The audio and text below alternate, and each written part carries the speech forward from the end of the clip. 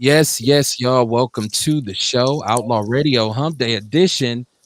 Real talk. You know, I just tonight I just wanted to get down to it. I'm very happy to be here. We weren't off. I'm getting an echo from somewhere. Somebody got to turn their device down. Getting an echo. Make sure y'all got y'all devices down with y'all listening to it on. Okay. So it's Outlaw Radio, man. Welcome to the show. It's your boy Kevin Barnes, man. I am the Negro Whisperer, man. As you can tell, I have my people with me. Real, what's popping with you, bro? Chilling, man. How y'all doing tonight? Man, we're about to get it in, call some names, piss some people off, talk a bunch of shit. This should be a pretty good one. Welcome to the show. I do have my brother here. I like to say to him, Happy EBA Day, first of all. Oh Um, yeah, man. he's family. Thank you, bro. He's been on the show before, so he's no stranger to what we do on Outlaw Radio. I just figure he and I should discuss a few things tonight in terms of our city and what's going on. So, my brother, tell these people who you are and what you do. I'm Simon, ex-organizer, community organizer of Milwaukee, man. Right now, I'm executive manager of my son. You know, being a father and Your mic going in and out on us, brother. Make I sure you said, stay. can you hear me now? Yeah, we got you. Grandfather, father, executive manager at Young Gifted Nation Enterprises, a record company, ex-community organizer in Milwaukee, violence intervention prevention specialist. I wear a lot of titles, man, and I try to carry them all. Okay, okay. So, welcome back to the show, man. We're gonna have a good time tonight. Like I said, we want to have a conversation with black people, in particular, black men in the city of Milwaukee, about the state of affairs, if you will, because we discuss these kinds of things, these socio-political things on the show all the time. So hit like, hit share, hit follow, tell a friend to tell a friend. It's Outlaw Radio, man. We're normally on Mondays and Wednesdays, okay, but I took the white man's holiday off. Yes, I did, and I ate some pork. So I violated across the board, but I had a good time doing it. And so we didn't come on Monday. And I'm going to bring the Big Black Sports Show back. So y'all be watching for that. I just have to wait till sports come along that black people actually care about. Because I wasn't gonna do like baseball and shit. So, or golf and shit, right? If you said black golf is good. Yeah, nobody wants to watch that shit though. But so yeah, I'll bring the Big Black Sports Show back, man. And shout out to you if you're listening. Like I said, all we ask is that you share the show. The Cash App is on the bottom of the screen. Also, the phone number 262-202-5131. I want to get down to this, right? I did want to shout out somebody first, though. Shout out to Claude Motley and Santana Wilson, who are on the show with the Claude Got Shot uh, documentary. And at that point, it was Emmy nominated. Well, they won 2 Emmys. So shout out to them. Right. That's going on my resume too. That I interviewed Emmy winning. Right. That's what I'm saying. Like it was a very good conversation. The brother Claude was cool as all outdoors. He and I had some interesting conversation before and after the show. And Santana's assisting me on some stuff I'm doing visually. So shout out to them most definitely. Congratulations on the Emmy. Like I said about that documentary, it got the city's fingerprints all over it. Now, how they make it available for you to see is something different because they want people to kind of put this in a public view and say we want to open this place or we want to promote your place by having a screening of it. So I seen it and I realized that everybody hadn't seen it, but it's a damn good documentary. So shout out to them. But my brother Sean Moore, we were having this interesting conversation. And it was right along the lines of what we talk about on the show all the time, which is the violence in the city of Milwaukee amongst black people, black males. I say black women now too. Um, but there's a particular office, the Office of Violence Prevention, which has been like in the news lately, just all over the news, just because of accusations made or questions asked by the Common Council or the dismissal of their new leader. But then now there's a couple of different narratives spinning because money is involved. And I don't know if a lot of people know about this. Like I said, the one thing about Milwaukee is we don't say shit. We see a lot of bullshit going. We don't say nothing. We'll just keep it pushing. Right now, there's a couple of different financial narratives that go with this Office of Violence Prevention, which make me say what's going on. There's an organization. This information is in the People's News Network as well. There's Hmm. this. There's a group. What is it? You Saving Garden Homes. What is it? Oh, Uniting United Garden Homes Uniting Garden Homes. In- And, Incorporated. Yeah, okay, yeah. and then so there's some money. There's a money conversation over there. But So let then, me say this, because okay, I used to be a part of Uniting Garden Homes, right? Um, I was on the board. I worked there with the safe zones. I grew up in a neighborhood. The people on the board member helped raise me, right? Um, then my friend Desmond started uh running the board, and the community doesn't have a problem with Uniting Garden Homes. And I know what you're about to ask me, so let's come on and get to it. it ain't even a ask. It's not Okay. necessarily even a ask. It's just me. I like to lay my cards out on the table before Yeah. we, they're like, a good attorney he sets his case up before he, Hmm. lays his cards down, right? So Right. I Right. was Right. saying there's this organization. Why is this organization relevant? Because there, like I said, is some news that some funding of my sister's trip to DC was funded by them with the belief that they would be reimbursed by the city. There's some programming that they provided via the Office of Violence Prevention, and they have yet to be compensated for, to the point where they've had to lay off staff. There's that narrative. So that's there. Yeah. That's not, but then Yeah. there's this fund, this secret fund that the mayor knew nothing about, Yeah. um, who the Violence Prevention Fund, in which some money was given to an organization in Chicago, Yeah. right? So it's Yeah. two different narratives with the money. That's why I referenced the money. So Yeah. I don't know. Let's talk about the secret money, the money that Okay. the brother, the mayor said, "Well, I ain't even know that shit was there," and it's been being directed out of the city. Let's talk about that. Yeah. So I heard about it. Did some research, you know, and it's a valid question. It's a great question, right? I did some research, and the organization that received the money has absolutely nothing to do with violence intervention, prevention, violence, anything. So I want to know why the money went over there too. Now, in doing my research, I did come across one of the founders' names, who happens to be Omar Nigel Moore, right? He ain't no kin to me. Uh, but I don't know if he's related to anybody else in Milwaukee. If un, unless you can give us a valid reason of why they received some money, then you got some questions to answer to, right? You need to go sit in front of some people and explain why they got that money. I want to know too. Right. Okay. I just want to make sure that I'm barking up the right tree. And let me say this. I do understand that the Office of Violence Prevention is not a monolith, right?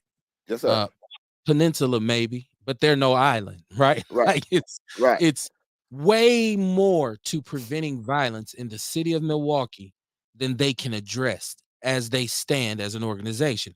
It's an unfair expectation of them. And we've talked about on the show, they probably picked the wrong name. Like they probably should have come up with a different name for it, because when you say violence prevention, that means you are actively preventing violence from happening, right? Not the Office of Violence Reaction. Right. when somebody do something, then we come in and then you say, okay, all right, no more killing. That's not prevention. That's Can I reaction. interject right quick, please? Yes, sir. Absolutely, positively. Yes. So when Khalil Coleman and I started the safe zones in garden homes, right?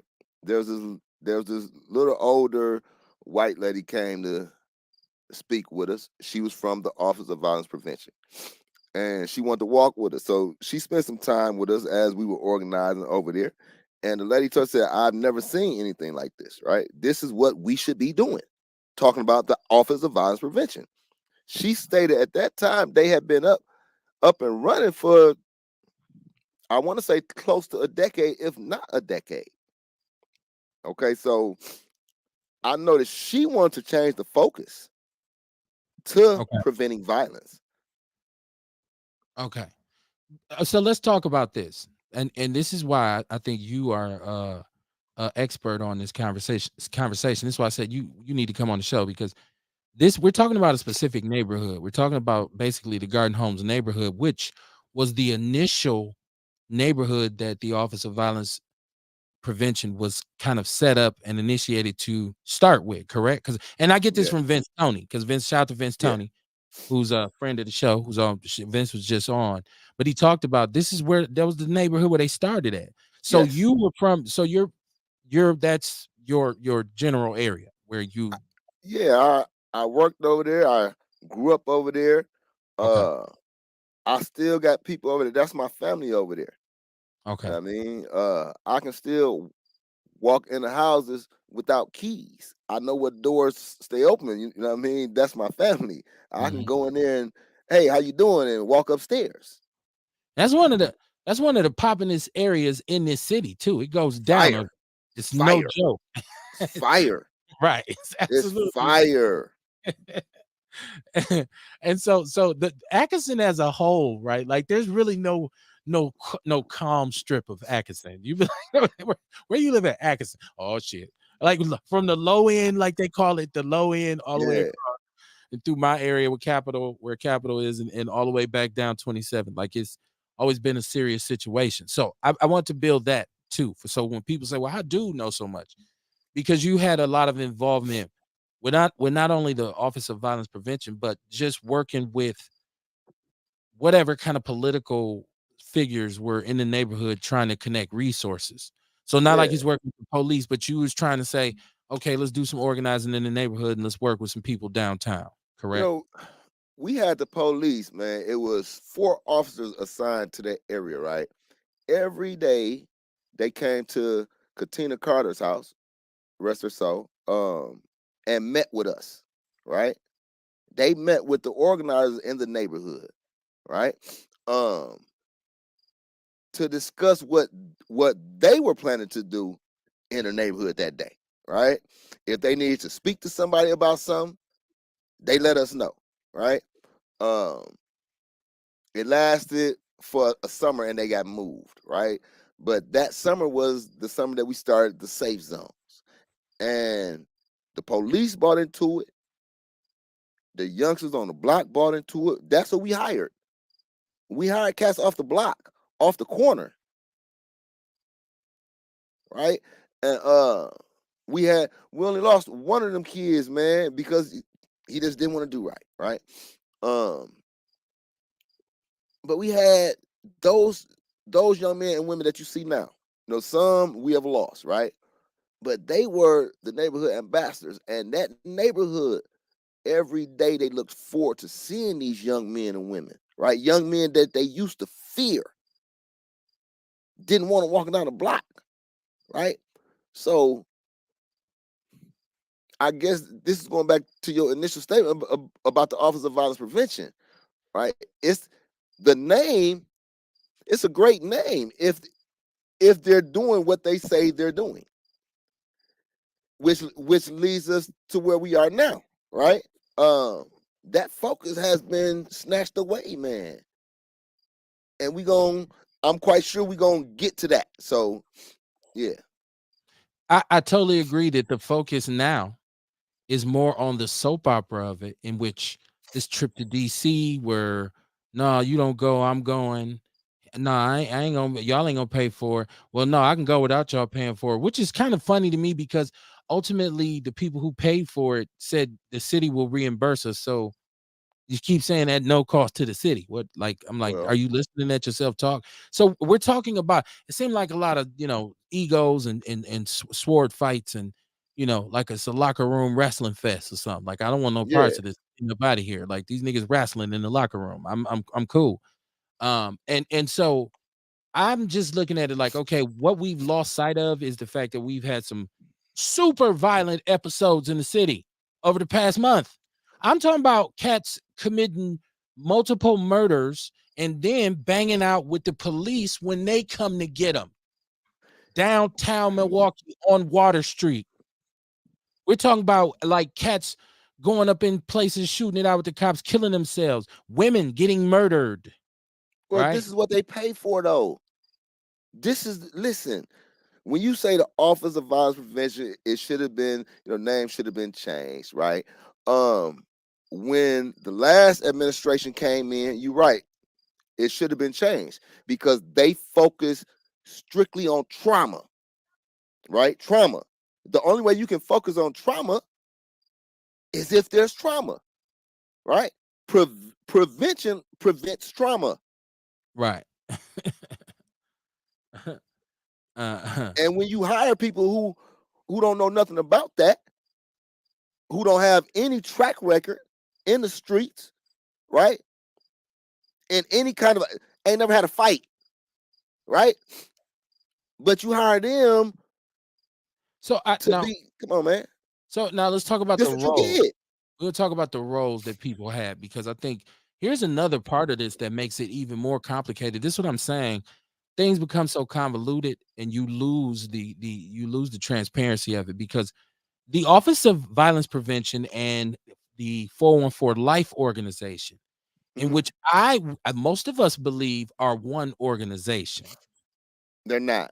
But technically they're not. Now, I thought they were supposed to coincide with each other, but this thing, like it's like money makes strange bedfellows. So let's talk about how this OVP and I'm gonna say versus because when you said the people who they're hiring, I want to say, well, I don't want to knock anybody that they're hiring because they're out there doing the work, but it just made me think about the fact that how do these entities even exist with one another? Can you give us some insight on that?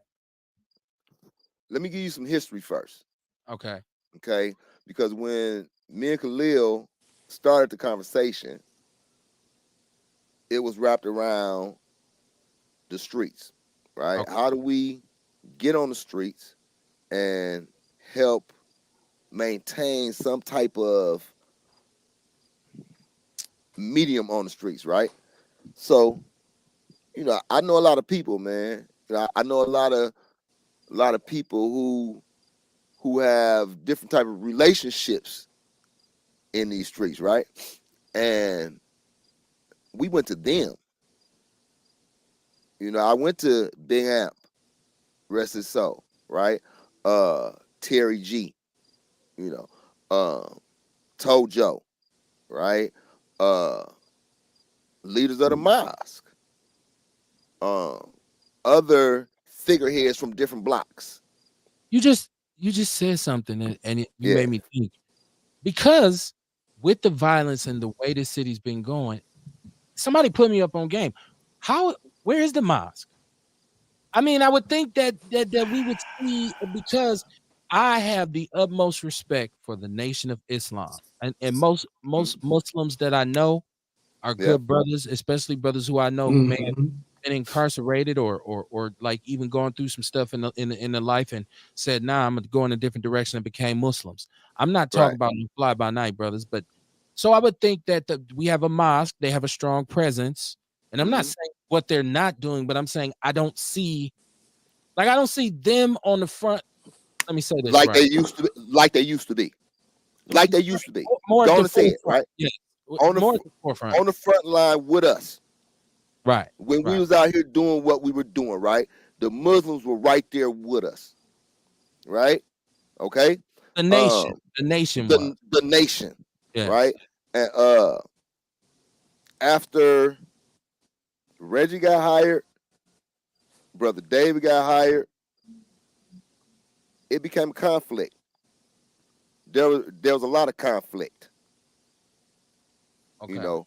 Um, I was Well, into speaking it with with other people because I didn't like how they were playing the community, and some relationships are stronger than others. I didn't have no friends in the movement, bruh. I ain't got no friends when it okay. comes to to organizing and in the streets, right? Right. All of my friends is cats from the streets. Right. I ain't got no political friends, no religious friends, none of that. You know what I mean? Uh, the people I organize for, they're not friends; they become family, right? Okay. So when you do other than you tell those families that I'm now a part of, that I'm representing, when you do other than what you tell them, we got a problem. So do the community wrong, they got a problem with you. Yes, Uh, sir. so Yes, so sir. and we're at the stage now where we can start saying names. You Um, heard, I've been saying names anyway, no, no, except I know for you a have. couple. I know you have, but what I Yeah, normally I'm avoid, outside too. It's these mosquitoes. I got my grandbaby, so uh-uh, yeah, they sh- get some off. she'll take over the show. Well, what I'm saying is we, not just us here on this panel, we Yeah, as the people right now can start saying names because there's now information that's out here that's saying, hey, this money, this trip, that trip, this beef, that beef, I want this number, give me the data, give me the data. It's yes, funny sir. that the Common Council will be the first ones to light OVP on fire and say, we need the data, we need the numbers, we need to see the Well, correlations. When somebody should give them the same task. Like, thank you, thank you, thank we you. need to You see some know, data, motherfucker. when we first took the program to the Common Council, right?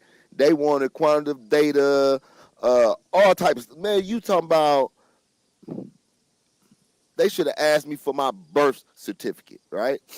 Um, but over the past 3-4 years, there has been no management of that office. No one has held Look, that house. I'm listening. this is very easy, right? They asked them for the one thing that they knew they didn't have because that's not how office has been run. For whatever Right. funding that they've been given, the justification has been solely that there's a need for it in the city, right? And but nobody said, okay, well, what's the actual logistics of this? What are they actual? Let's look at the data. Let's look at the correlations. Let's look at the results, because there, and data can be skewed very easily. But there is, if you looked at the hard data, it's very easy to take. You basically say, what issue are we combating in the community, right? We say sexual assaults and sexual harassments. In what area? This area, bounded by this area. Okay, we need to get people to report out. So we have to have somebody out there who's going to be able to record, get the data and record it. All right, let's get the data. So over a 3-year span, when our grant or our group is operating in this area, we look at the sex crimes, and either they've gone down or they haven't. That's data. So if you Yeah. say, okay, are you preventing violent, what rape, what is it, assault, robbery? We talking about homicide. Let's quantify this. So that it hasn't been run that like that. So there's no wonder It has why there's never been secret run money. like that. Right. So there's that's why they know, that's why it's not a coincidence that it's secret money that he don't know about, and people over here getting funded that nobody knows about because nobody's had to give data who they've given money to. It's just like, all right, we got a contract with y'all. Y'all good. Here y'all go. Here goes some bread. Run y'all shit. So I just wanted to point that out for people that now it's becoming an issue of another example of waste of taxpayer money, right? Like, and that's where we should get mad about, what we should be getting upset about is here's another waste of our money as Yeah. taxpayers. Well, no. See. It's a little bit deeper than that, though. Okay. It's it's beyond the money now, right? I can't never get past the money. You know what I mean? We losing lives rapidly around here, bro. Very true. Very You know true. what I mean? I've been saying it for the longest, man. These cats around here pandering off of people pain. Mhm. That's How what you they doing, Miss doing. Todd? I maybe jumped the gun, but I gotta say this, man. You know, before Reggie Moore took this position, he called me, hey, I need to talk to you about this position. Right? Okay. We sat down, man. Um, now before he called me, the mayor had called me about working with Reggie Moore. I told him I work with anybody if it's about the violence. That's a whole different story, though. Um, I went up to Urban Underground. I had a conversation with this man. Right. The man asked me, what did I think about the position? Should he take it? You know, all type of questions, man. I'm like, listen, if you want to be successful, right, you need to hire one, two, three, four, right? You gotta hire these people, or you really ain't doing nothing. And you gotta concentrate on prevention and intervention. Intervention more than prevention. Those have to be your focus, man. Okay. And I the would man agree. told me that's what he was gonna do. He has not done that since day one. Mm, Since day one. I know. okay. I know. I know Mm. people everywhere. Listen, man, the walls may not be able to talk in City Hall, but other people do. Oh yeah. Oh, I know it's a lot of leaks down there. Shout out to You know what I Chris mean? Uh, Kingfish MKE. Yes, it when is. when I got falsely arrested, Reggie Moore was at the mayor's office at 7:30, telling them that it was true because then he didn't have to work with me. Oh, okay. I thought you Okay, finna say he looked okay. out for you. No, no, no, no, no, no, no, no, no, no, no, no, no. Because I was gonna hold him accountable. I don't Okay. care about the money, man. I got kids. I got I got family, man. People who raised me that aren't blood but have become family, right? My mama and daddy was in the streets. I got raised by that community over there. Okay. That's my family still. So I was vested. All right, you was ready to go. Yeah, man. Okay.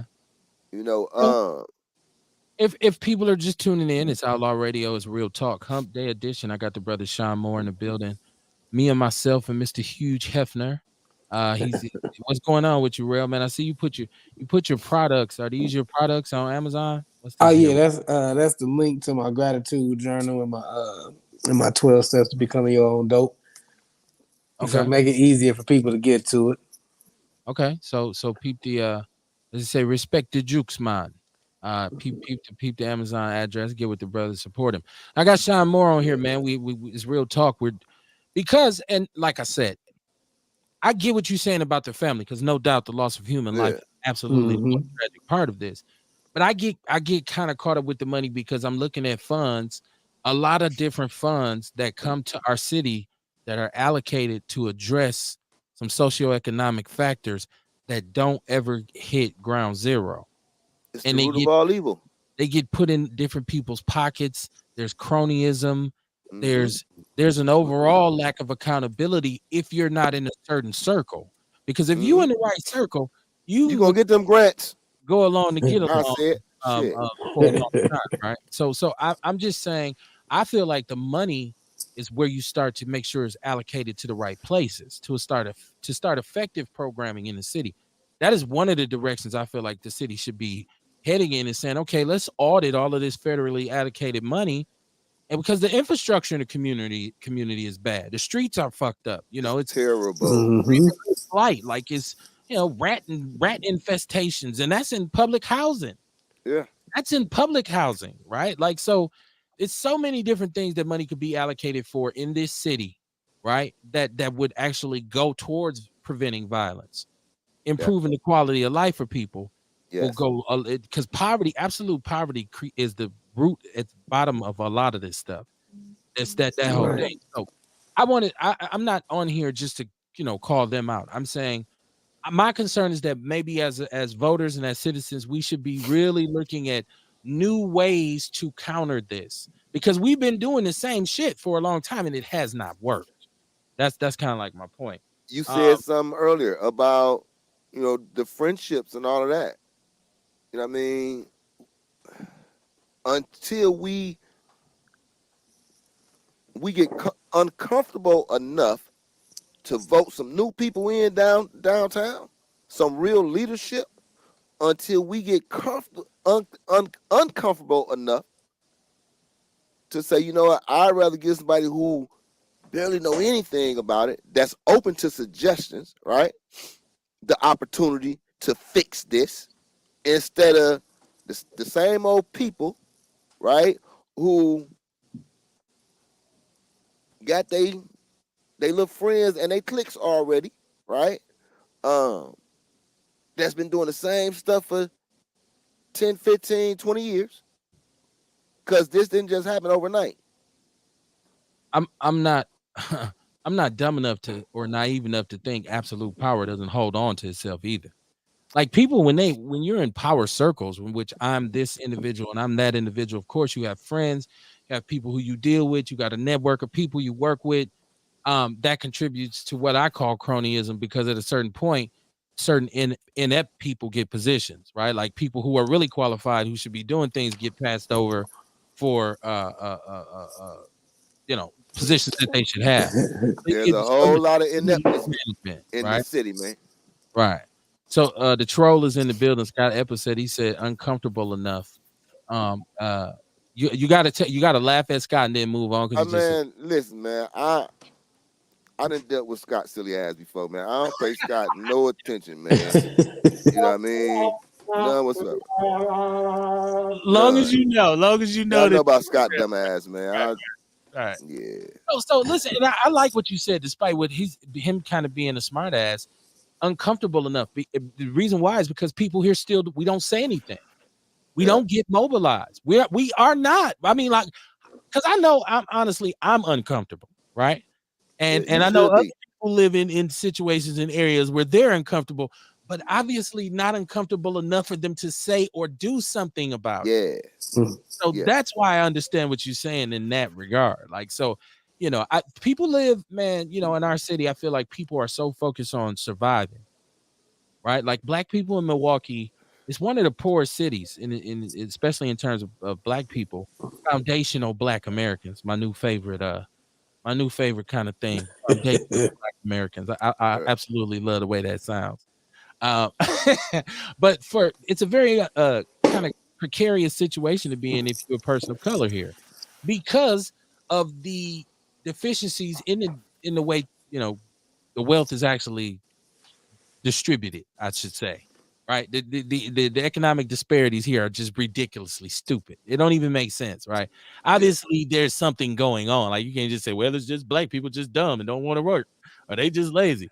Come on, man! Like you got to give motherfuckers more credit than that. But so with what I'm saying, Sheila Dodd said, "Well, what is your solutions?" I feel like some sort of economic empowerment is first.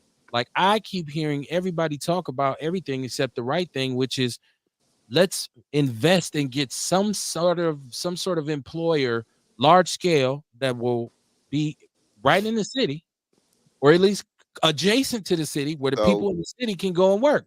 let Now, me hold on. instead of us Let me driving all interject. the way to Waukesha and Kenosha and all that shit. Go ahead. When I was with Uniting Garden Homes, right? Okay. When they partnered with the safe zones, we were going to speak to these companies to get them to set aside jobs specifically for garden homes.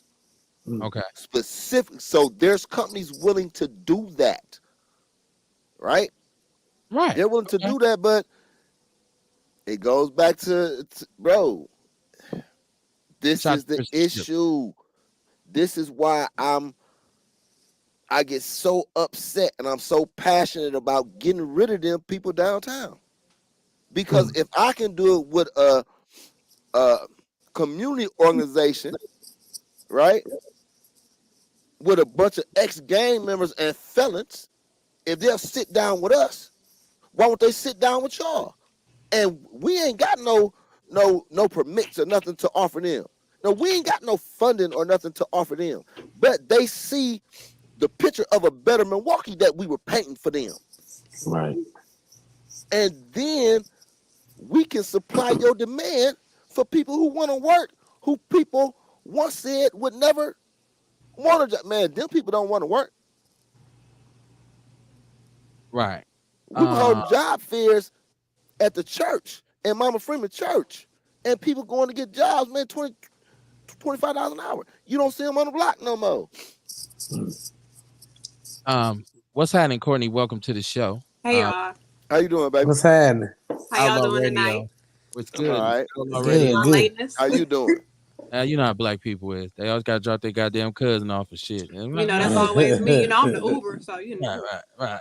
For sure, for sure. Like, well, my cousin called me, man. You know it's gonna be some shit when he say that. But if y'all just tuning in, shout out to Crystal Ship. We got Sean Moore. Okay, let's talk solutions. I like that. I Yeah. like as opposed to harping. That's what I'm saying. Economic. So here's another problem I have, and I got to get this off because I'd be honest. I've been in situations where I've basically brought a job to some individuals' homes to their front doors, and they still wouldn't take them. I in particular, I worked in a housing development here in Milwaukee, as a job coach, and Mhm. had like you said, $25 Mhm. apprenticeship opportunities. Now, some of the Yeah. shit, the hotel work downtown, that greasy spoon shit, not cool, right? Okay. Actual programs, technical training programs for young fathers and stuff like that. So I went to young brothers and went to individuals. Hey man, I got this opportunity. All you got to do, log on in the morning, got you laced. Yeah, man, yeah, fuck that shit. Mhm. As he said, like, yeah, black people this, that, and the third. When a motherfucker say that shit, you know he lying. So that's one thing too. A lot of us have to get our young men, a lot of our young men, and some of our old men have to say, okay, let's do away with the get rich quick scheme. Let's get away from the instant gratification. Let's invest in working. Let's get out here, get us some trainings, get us some trades, get us some vocations, and let's get this workforce, get in this workforce and make it happen. One thing we're not doing is that we're not investing. Young brothers ain't really getting out here, getting into the trades. Some of them are. They don't get enough press, I know. But you don't see a lot of young men saying, let me get off this block, man, and go ahead and you go do CNC machining in a factory, man, and make $100,000 a year. Right? Instead Mhm. of throwing rocks at the penitentiary trying to sell goddamn oxycontins and all this and lean and all this shit. So that mentality must shift too in the community. I knew he was gonna be like, "Oh shit, I should go off on My Cam." God. I'm not about to go off. I gotta be honest though, because the mentality in the community, man, it's just toxic. See. I don't. I can't agree with that, Kevin. I, Right? okay. I can't agree with Whole that name too, right? because You never said my whole name. because that's the one of the things that I was able to do, right? Um, it's how you present stuff, right? And who the presenter is, Right. Okay. right? Um, That's absolutely valid. the white dude who owned the company come to the hood and say, "Hey, I got some jobs for y'all. I'm gonna give y'all Yeah. $25, right?" You might get one or two people say, "Hey, I'm gonna fuck with the white dude." The rest of them are gonna be like, "Who the fuck is the white dude?" Right. And they'll remain Right? broke. And So then they'll go yeah, rob yeah, somebody. yeah. Then you get some brothers, right? Um, that they ain't never seen on the block before. No, you approaching a whole different world, right? That don't they don't understand opportunity because they never had real opportunity. So when it's presented to them, right, it's foreign. Right. Okay. Let me share. Hold on. Let me finish. Let me finish. Let me finish. That's why we organize different people who had an identity in them neighborhoods to be a part of the original safe zones Okay. because they were going to be that message, right? Look, man, y'all used to look up to me. I'm out the game, but look what I'm doing now, right? Mm. I got another way for you to get off the block and you can still feed your family, right? Now we know everybody ain't gonna stop hustling. We know that, right? Absolutely. But Yes. those that are, they out here real flagrant, right? they doing this, right? And they recruiting other people to do the stupid shit, right? When we were growing up, we knew as long as the neighbors didn't see it, the police wouldn't see it, right? If you present that though, they can be like, dude, you the police. Who the fuck are you, right? If the police present it, man, I ain't listening to him because shit, he trying to trick me, right? I stopped subscribing to the hope, the rose that grew from the concrete kind of ideology some It ain't years about no back. hope though. Well, and I'm saying this is why I'm saying this, because now people on the show, y'all got to keep it real. Now, this Outlaw Radio, y'all don't be Yeah. out there fronting. We took kind of like a mini poll on this show Okay. a couple weeks back because we were discussing this youth prison that's being built or constructed in the city, and there were these black people, right, who are saying on the show that if they had the opportunity and this was a private prison, they would invest. Black people saying the crime is out of control. They're going to go anyways. So I'd invest. That lets you know how sick the people in this city actually are of the crime, of the bullshit. Like we can't even, Yeah. people just And willing to we say, not oh, you know treating what? it. Lock their ass up, right? So I'm just saying, like that there's a mentality in a community that's counterproductive. But Because remember, for everybody that you lock up, somebody coming out. They coming out with no skills, no Right. trainings, still angry, a better criminal, right? Or they think they are. That's Well, if yeah, they were yeah, if they were, they think they recidivism are. wouldn't be so high, right? They think they are. They're not. That's why But recidivism is so high. we send one in, one coming out, Right, and he right back on the block. right. Instantly, right? He's identified as an OG. Right, he get So more the, respect so than the the dude younger who people know what gon' to do. the younger people gonna flock to him. Yeah. Because hey man, listen, I just did 20. Well, that's where the If he on system is broken. bullshit, they on bullshit. Right. That's where Right? it's broken at, though. That's where it's broken. Because those listen, and I have to say this because I don't want, and people get it twisted that you think every black man from Milwaukee comes from this broken home and didn't have a father and didn't have a mama Right. and lived does a dirt poor and da da da da. Not true at all. I had one of Not the true at best all. fathers. I had one of the best fathers that could have ever walked this earth. My mother was a great lady. We lived in a good community. One of the things that made the community right there down the street from Rufus King on 17th and Capitol so beautiful is that it was a neighborhood. Yes, sir. Everybody in there they took the word community and said there's a common unity. We all live in this motherfucker. So we kept it clean. We kept it safe. The neighbors, the older men walked the alley at night with flashlights. You ain't Yes, breaking sir. no shit over here. You ain't breaking in no garage. If something happened, you hear it. Hey, they're breaking in garages. Keep your shit up. Get your shit tight. So those kinds of men who worked hard and who stayed disciplined don't get the prop. The OG coming home from jail with 7 baby mamas do.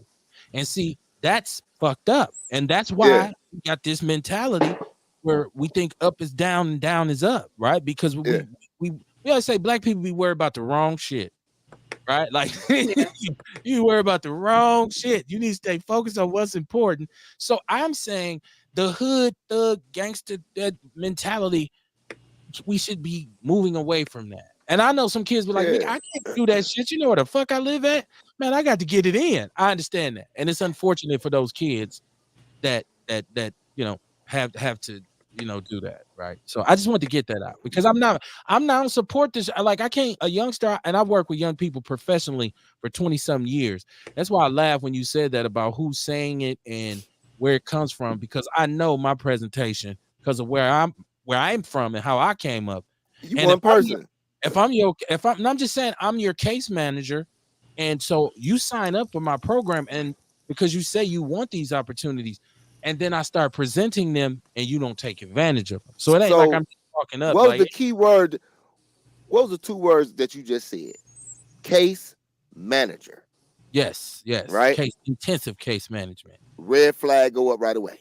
Right. You a part of the system. I am. The part that you money, right? And, the part. But not. They don't look. I'm not making excuses, right? But we talking about prevention tonight, right? Right. And how do we prevent some of this shit that's going on? Right. So we got to recognize the problems so that we can get to the solutions. Everything that we're talking about, there's solutions for. Is That's what I'm saying. All of this can be prevented, man. It But can't, it but takes black the people right got, people. but black people got to change the way they think. That the revolution, like Yeah, everybody talking about this revolution, yeah. this revolution, this revolution, and I laugh at them because the revolution that we need to be conducting is a revolution of the mind. Our It's a perception is our perception is what's really holding us back. We talk about on this show, you hear black people complain about their condition in the country.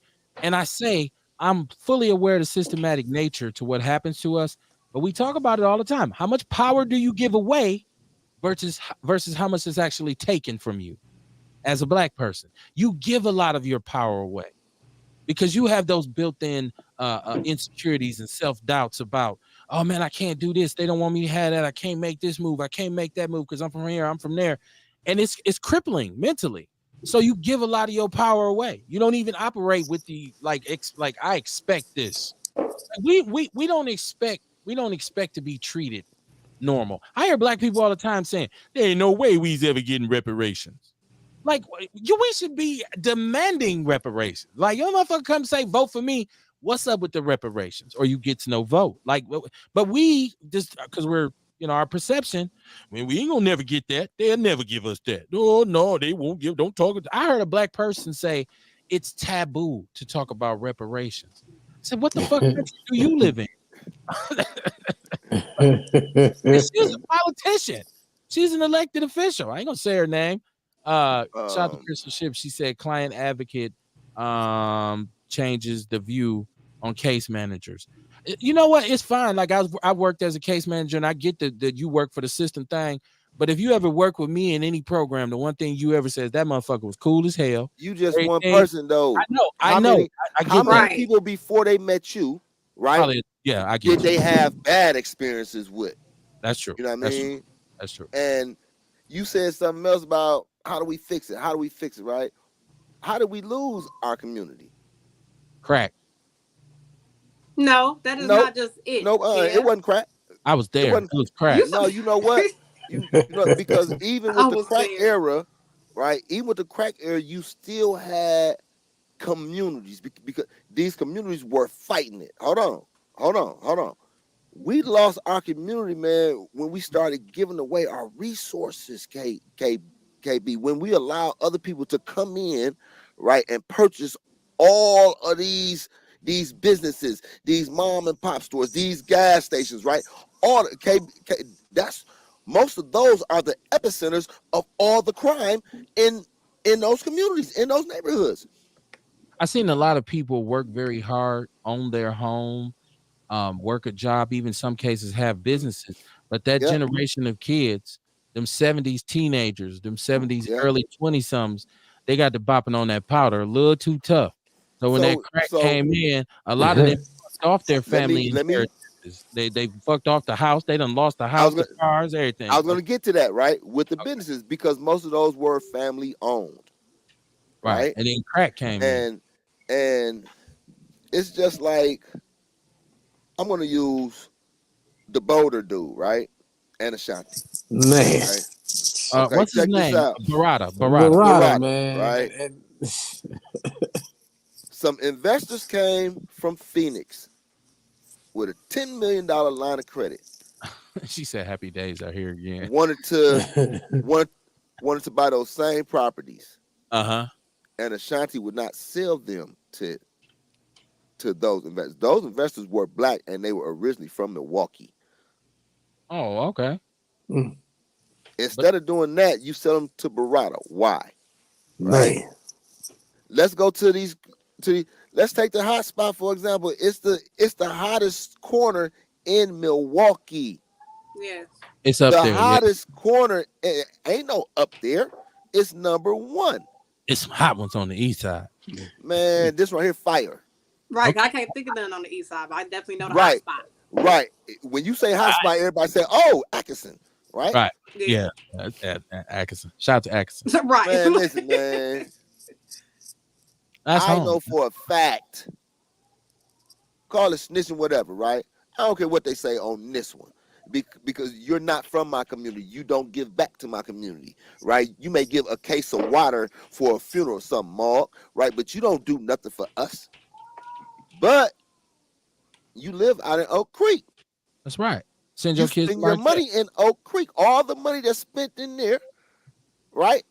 No matter if it's legal or illegal, right? I told Ashanti that the man was double tapping people, man, on their food stamps. He had a machine in the back with a camera. I told the whole board this at the licensing hearing. Nobody said anything about that. The man stole over $3 million from us, from people who had to shop in that store who trusted him, right? Right. Nobody did nothing about that. Nothing. Well, This, once again, this you because we don't have to shop there. This is where we twisted hold it. on, there, hold on.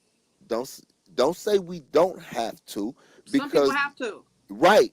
And with the way crime is, right? People don't want to leave out of their neighborhoods. You know what? I'll take my chances going there than going up here. Shit, you Man, listen. You be I know safe people going like away from this the though. right. I know older people like this though. I know young people that have been conditioned not to leave out of their community, that'll never leave out.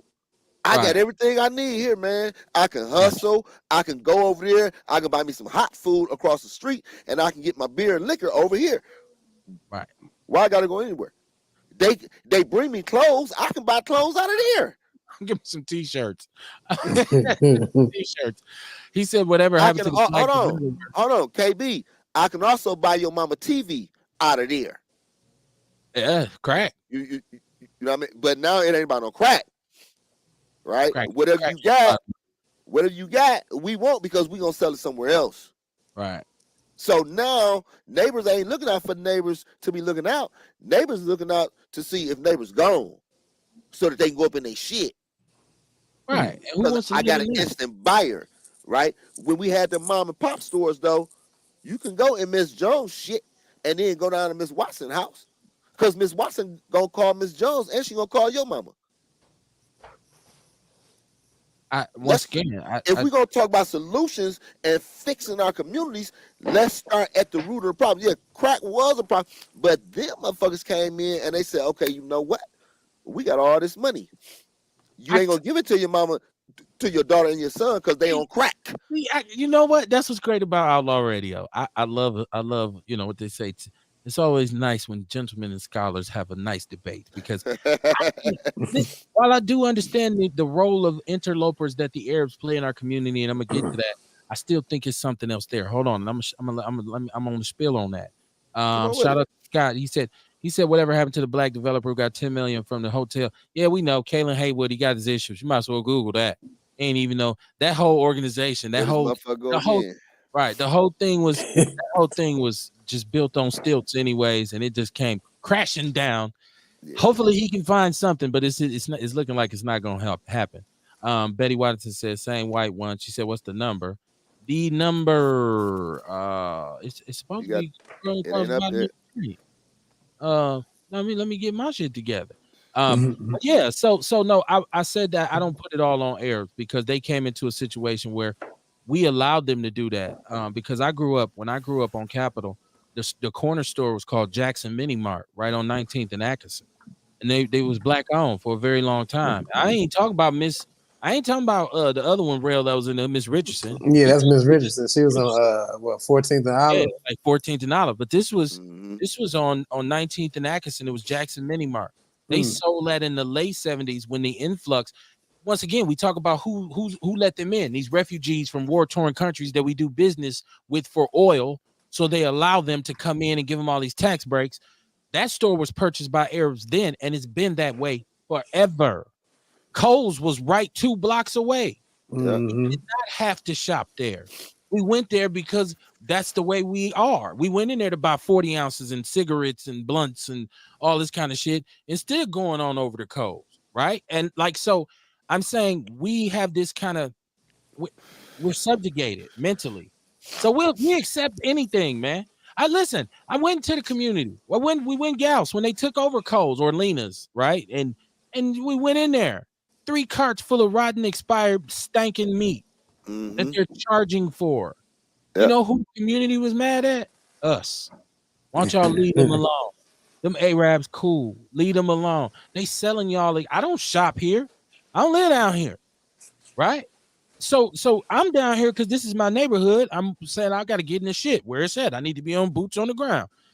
People mad at us. Oh, we beat y'all ass because we exposed gals. But We most made people love their abusers. That is, I Stockholm feel like it syndrome. starts Well, Stockholm, you know what I'm saying? Stockholm syndrome. That's it. Yeah, people love their abusers. You know what I'm saying? And you keep saying crack, but I can tell you, I come from a fucked up family, from my mama to my aunties to my granny, and there was no crack involved. When my aunties no did crack? get on crack, Thank they got Are on you crack sure? because of my granny. Are and you the way sure she nobody was on mistreated them. crack? Nobody was on crack. Like Are I you said, sure? they got on crack because of the mistreatment from my granny. Okay. So a lot of things, I know, I told you I used to steal cars and do the shit I did, and it came from mistreatment. A motherfucker not caring, a motherfucker not loving me, a motherfucker not being there, a motherfucker being focused on niggas instead of your child. And that's the same shit happening now. Yeah. That led to, a teenager drinking, a teenager smoking and doing all this other shit and just being wild. Because who the fuck gives a fuck? I remember I tried to go to the police. They didn't give a fuck. I was in St. Charles. St. Charles people didn't give a fuck. They was just there doing their job. No one actually tried to help now. or talk or rehabilitate. Here you go again. Here you go. Because he's St. Charles. I need you to turn your device down. I did. Okay. What's your name? Hey y'all. How you doing? Hey. I'm good. I came here in 1986. And the neighborhoods was well. I mean, but when my aunt sent me to the store, she sent me to the store, and it was Arabs owning it then. This was on 36 and Clark, like I said. So with the Arabs here, they have expanded, and I'm just gonna say something twisted. With them killing Saddam Hussein, is that the same thing, right? Not really. I mean, in terms of, because I don't know where was that at? Iraq, and they're this is Palestinians. They got it's so many. I'm so sorry for interrupting you. There's so many immigrants right now in the state of Wisconsin. Per college, per whatever is going. It's just a whole bunch of stuff going on, and I don't see too many Black people involved. You mean in the prevention of it, or in the execution of it? No, I mean like in the extension of it. Like I don't see Black children, I don't see Black people, I don't see any of us like involved in what's going on. It's just happening. And then when a crime come up, you see all the Black people. Just like the basketball thing. I'm serious. This is I guess the only reason I'm laughing is because I'm like, it's Black bodies everywhere though. We the ones getting killed. I think I understand what she's saying though. But what I'm saying is, it's a lot of things going on. But every time crime come up, you see the Black people. Okay. And we had a march. And I'm going to come back to the store on 36 and Clark. We had a march last year. All the churches had a march last year. People march. I seen all types of people in this march. And then all of a sudden it just went wild. It was on 3rd and Martin Luther King Drive. And then it was all Black people that they showed on the news that was acting up. But it was the white people that was actually activists down there causing all of that trouble. Okay. So I'm going to go back to the fact of 36 and Clark, when my auntie used to write the note to the man that was behind the counter. He was Arabic or something, Indian. Eastern something, yeah. He wasn't from here. Right. Right. He wasn't from here. Probably a Palestinian. But now, whatever he is, those people, they have the right to more than we do. You said, and they're from. They have more rights. They have more rights than we do. Okay. You talking about they're giving more rights than they shouldn't have more rights than us. But I guess that's the They way it goes. they do. They kill people like they had that one store on 35th and is that Keith? What is that? 35th and Anything. where that boy Somebody was done got having killed sex in on. the store. Yeah, that could have happened anywhere. 35th and That anywhere. video that they had that the boy was having sex. Oh, I know what you're talking about. The little porn dude, the little Instagram, the little Yeah, porn whatever hub happened dude. to that store being closed? The store was supposed to get closed down and never open again. That store is open. So that goes back to those that we elect, though. No, it They goes are back to people that live in the community. right, Mm. but It goes back to the people we that vote live in the for. community. But baby, we vote for people that allow these stores to open. The alderman can close the store instantly if the people demand him to. The people Right? won't though. They won't. They You know, they it like you takes said, the they cool with people. So you got to organize enough people to go down there and say we want the store closed, like they did on 27th Street it. Mm. and That's back Kilbourne. open too. You know, they went down there and Oh, okay. Mother's yeah, is back open. They demanded that one too. Well, Michael McGee you Jr. said was mothers down there doing something. Yeah, Mother's on what is that? Burleigh on 16th Locust? or What is 3rd. that? 16. On Yeah, y'all talking 16th. y'all talking about some neighborhoods Yeah. I never go into. See, I got see, But you know what? but And it happens in these neighborhoods that it happens in the neighborhoods that people don't go into. Let me tell That's you what she's something. saying. I know, but I would tell black people something. There's another sickness in our head, another kink in our mentality. We think that there's some sort of gratitude for staying in a raggedy ass neighborhood in a crime-ridden, shitty ass community. I stay in the hood. I be in the hood all day. I'm not. Fuck that. You know what? I want to work hard to get out of this shit, right? I want to okay. work So hard. once you get out of it, Hold on. Let me and finish. then Let me finish. I want okay, people to okay. understand it's okay to succeed. Now, what you can do is you can leave your community and then contribute to your community. You can still go back and work in your community. You can still deal with the same people you dealt with, but say, man, I got something different going on over here. It's okay for me. It don't make me a sellout. Don't make me a nigga, you don't be in the hood every day. So who the fuck wants to hang out in the goddamn ghetto all day? I don't. I'm sorry. Excuse me. That was a rant. Maybe But call me an asshole. It is what it is. Damn. I'm not gonna call you that exactly. No, But what I'm Sean saying is thinking it. Sean is thinking it. That's why I said that. He's like, what an asshole. I'm not thinking nothing like Motherfucker. that, man. That did not run through my mind. Hey, bougie motherfucker. Look, I went to college for this shit. I don't want to live in a goddamn slum. Fuck that, man. But listen, you're not. This is where your mom raised you, and this is where No, you got my some of mama your raised me on teachings. 17th and Capitol. We ain't come from no Oh, damn right, 36 okay, and but you Clark. know what That's the 17 bullshit. Hold on, But your mama hold on. raised you though. A lot of people Hold on, mama bro. didn't raise them. That's Hold their on, bro. fault. I'm That's off not of their 28th and fault. Garfield originally, Oh, right? wow. That's messed My up. uncle got a church on 36 and Clark. So I be over there too. I used to organize over there. Okay. So God yeah, bless. we're not gonna do that. What you say, God bless me? All right, it's over there. Yeah.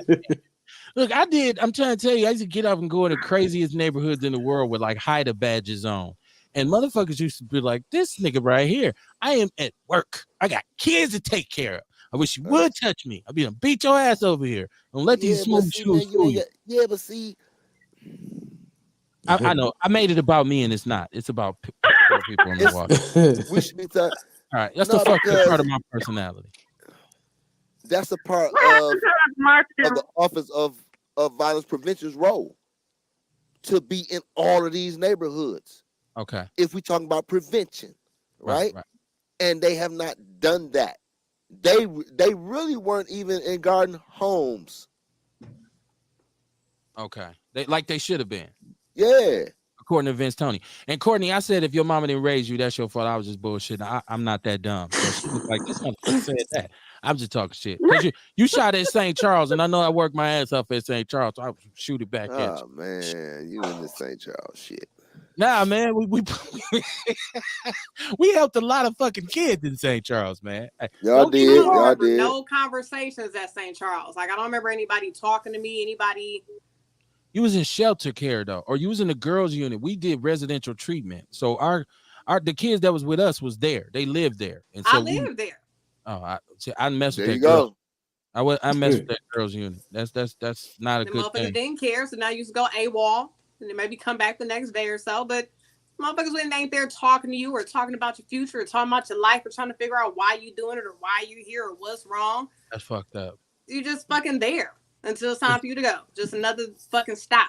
Because we There did are that. no programs in Milwaukee like that, though. None. Well, no, because we had adjudicated teenage felons, cats who had felonies, who were supposed to be in Lincoln Hills and Wales at the time. But instead, they were in focus in the residential program, and we gave them round the clock. Like what you talking about, that's what we did. I did didactic groups. We did mentors. I was a care coordinator, hired all kinds of services, all this shit for these kids. Like, man, we was talking to them about get your life together when you get out of here, da da da da da. A lot of them, unfortunately, about 5, 6 of them may be dead, and maybe about 8, 9 of them over the years are doing football numbers for some crazy crime now, murder or something like that. So we wasn't dealing with no soft jelly belly ass dudes.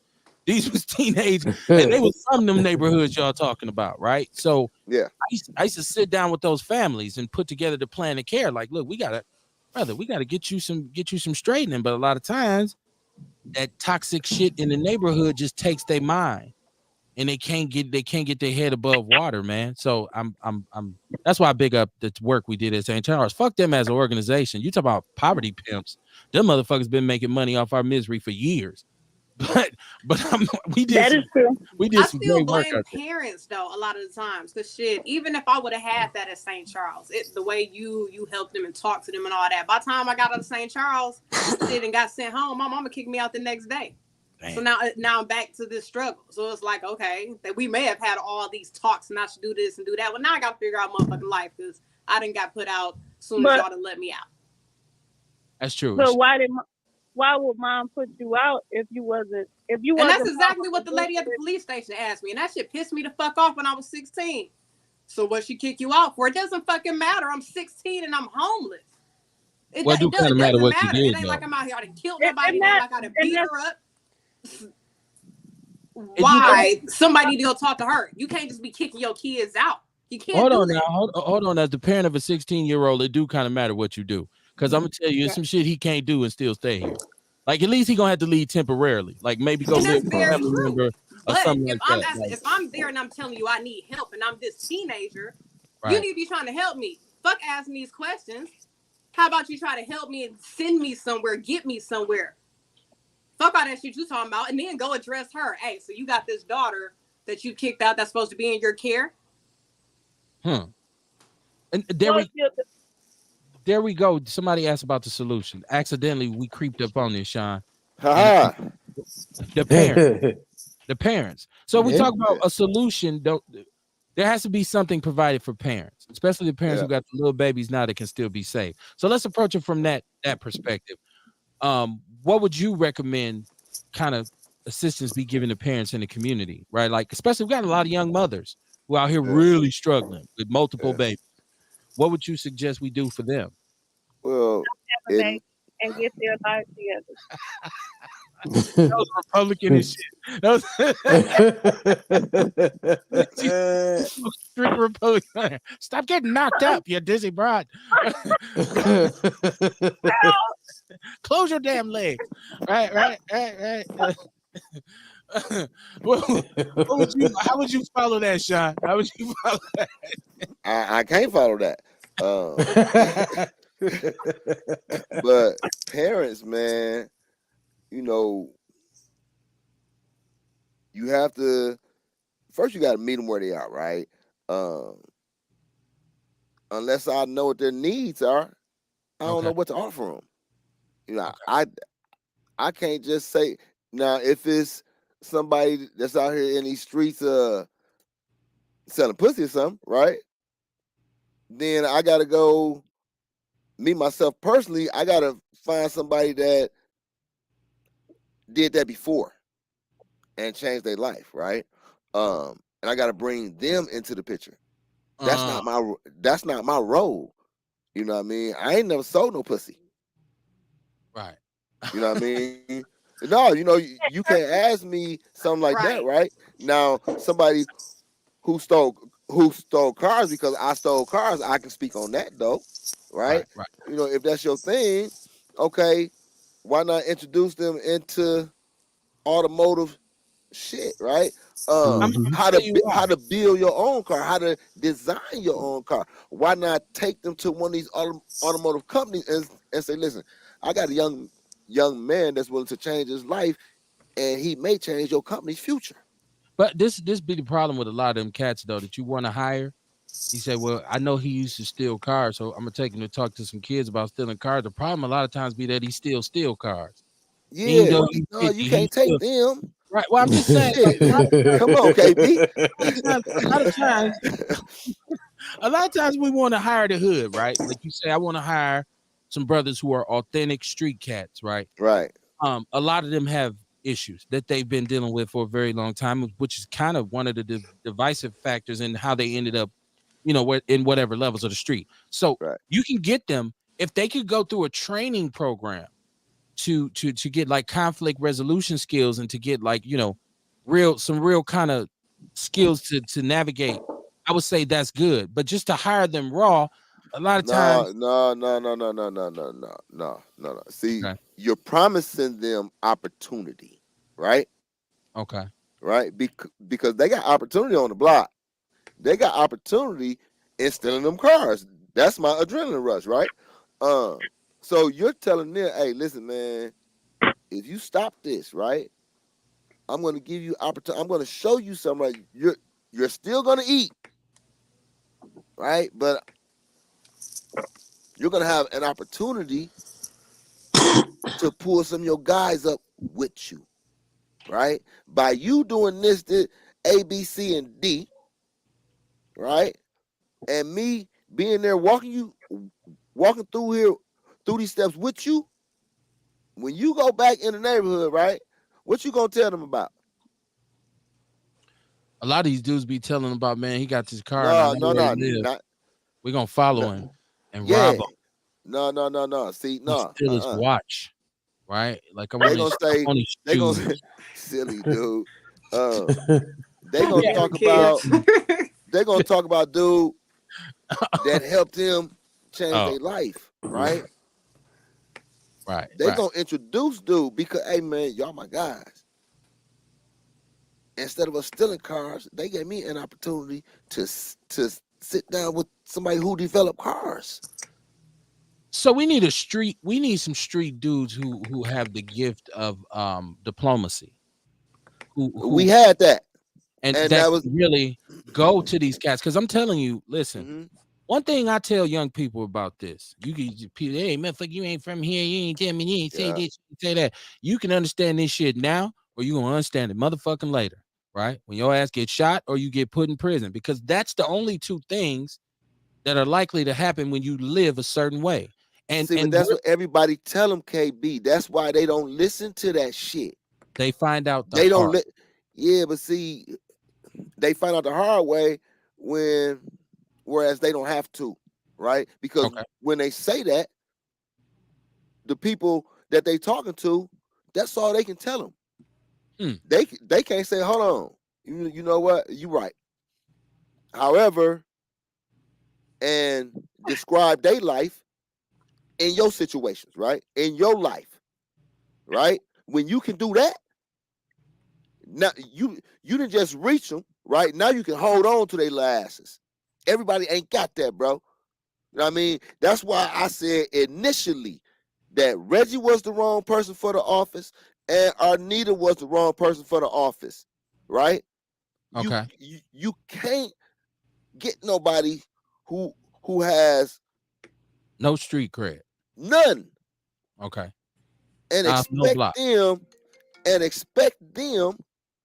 to go prevent some shit. So do Ashanti got street cred? Does Ashanti Hamilton have street cred? Because he's in charge now. Ashanti come from the east side, right? Ashanti needs to reestablish some relationships. Okay. That's what he needs to do.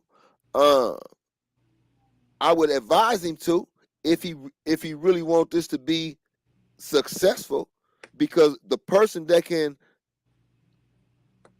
change these numbers, they can be the next mayor.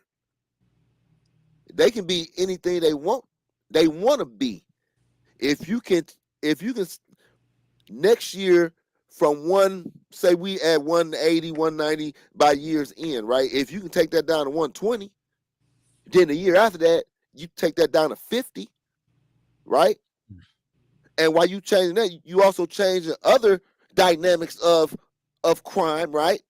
By having preventative measures for everything. So what are, because once again, I when I hear Courtney say, yeah, you gave me that talk and then I AWOL the next day. I wasn't trying to fear that. And that's the mentality of a lot of the youngsters, because we've been added to this dubious list now. Y'all know we like 10th or 8th in the country in stolen vehicles, like, or probably even higher than that per capita. Milwaukee is like rocketed up this ladder. And this is not a one, this has been a 10-year thing. Like, this started slowly and just ramped up over the last 10 years with the stolies and the running drivers driving crazy. And it's not slowing down. So you step into this position talking about Office of Violence Prevention. There's a domestic violence epidemic right now going down. There's a mental health crisis. There is a severe mental health crisis in the Black community. Now, shout out to Robert Miranda and Flack and all, Chris Johnson. I've had them on about the lead poison and the lead pipe laterals. A lot of the symptoms that we see demonstrated by our young people right now in terms of impulse control and ADHD and hyperactivity can be directly connected to lead poisoning. So when we say it's something in the water, it's truly some shit in the water. So when you talk about taking that number down, who's going to have enough reach to address all of this? The infant mortality rate. We talk about, look, 40% of this city is Black. 40% of that population is below the poverty.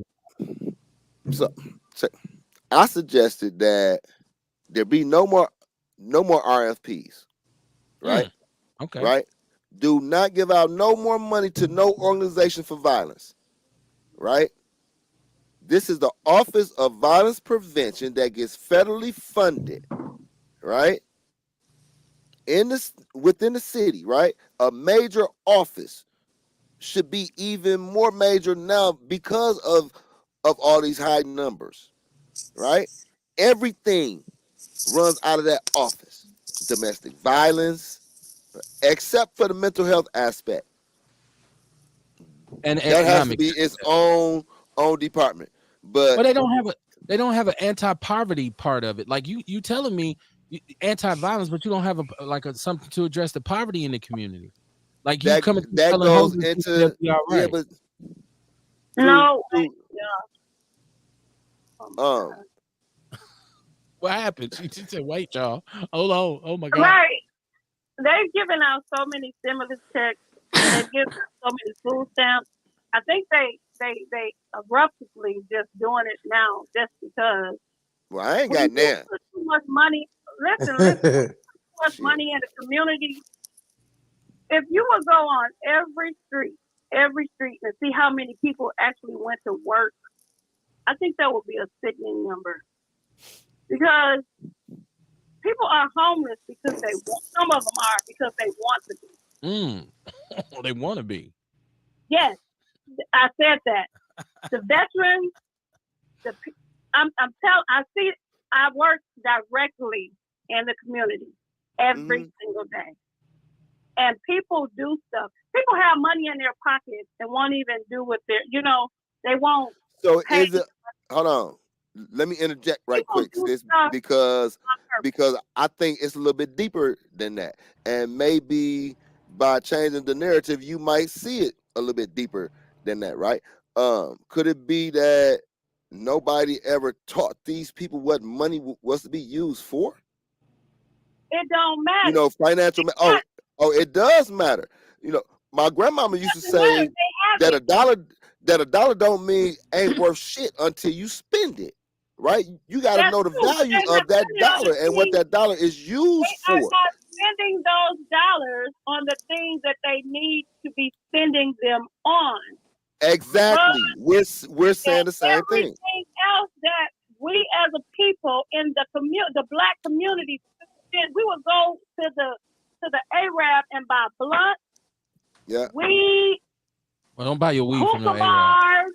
Right, right. Some we do. Don't buy your weed from no Arab. Just Some saying. we do. I don't No, care how some. cool he is. Right. But you know what? He They was got, saying, that's a plug. they That's got a plug. everything you need right in the Right. corner store. Right. So every month they going to get a meat deal, drug deal, whatever kind of deal they need. They don't have, and you can't call these people poor because the parents get their hair done. I mean, you got to see this. Ooh. You can't keep on calling people poor and they doing the same exact thing. Well, hold on. I didn't People say are they. definitely poor. Just because you got an extra $200, you know what I'm saying, $100 for some braids Yeah. and $40 for some weed and $25 for some Hennessy, that don't take you from the poverty level. That's Right. Do just you an extra know how $200. much it is? You're right. They It still doesn't. poor. It doesn't. But don't be selling your stamps either. But But listen, if you're on stamps, But if if you you're need getting some money, stamps, that means that you're not above poverty level. right, you You're make on you stamps for a Oh, reason. Even if you're working 2 jobs and you still get stamps, that means that you're not above the poverty level. well, they won't. okay. So we're talking about a couple different things, and I want people to understand. Number Yeah. one, we have What does it got to a do with thing prevention? here. We have a thing in Milwaukee called a working poor, in which there are people who work 2 jobs that still live below the poverty line. So he's Yes. absolutely correct. And Okay, so so what's the hold on. poverty line? What's the poverty line? Well, I think it's about, what is it?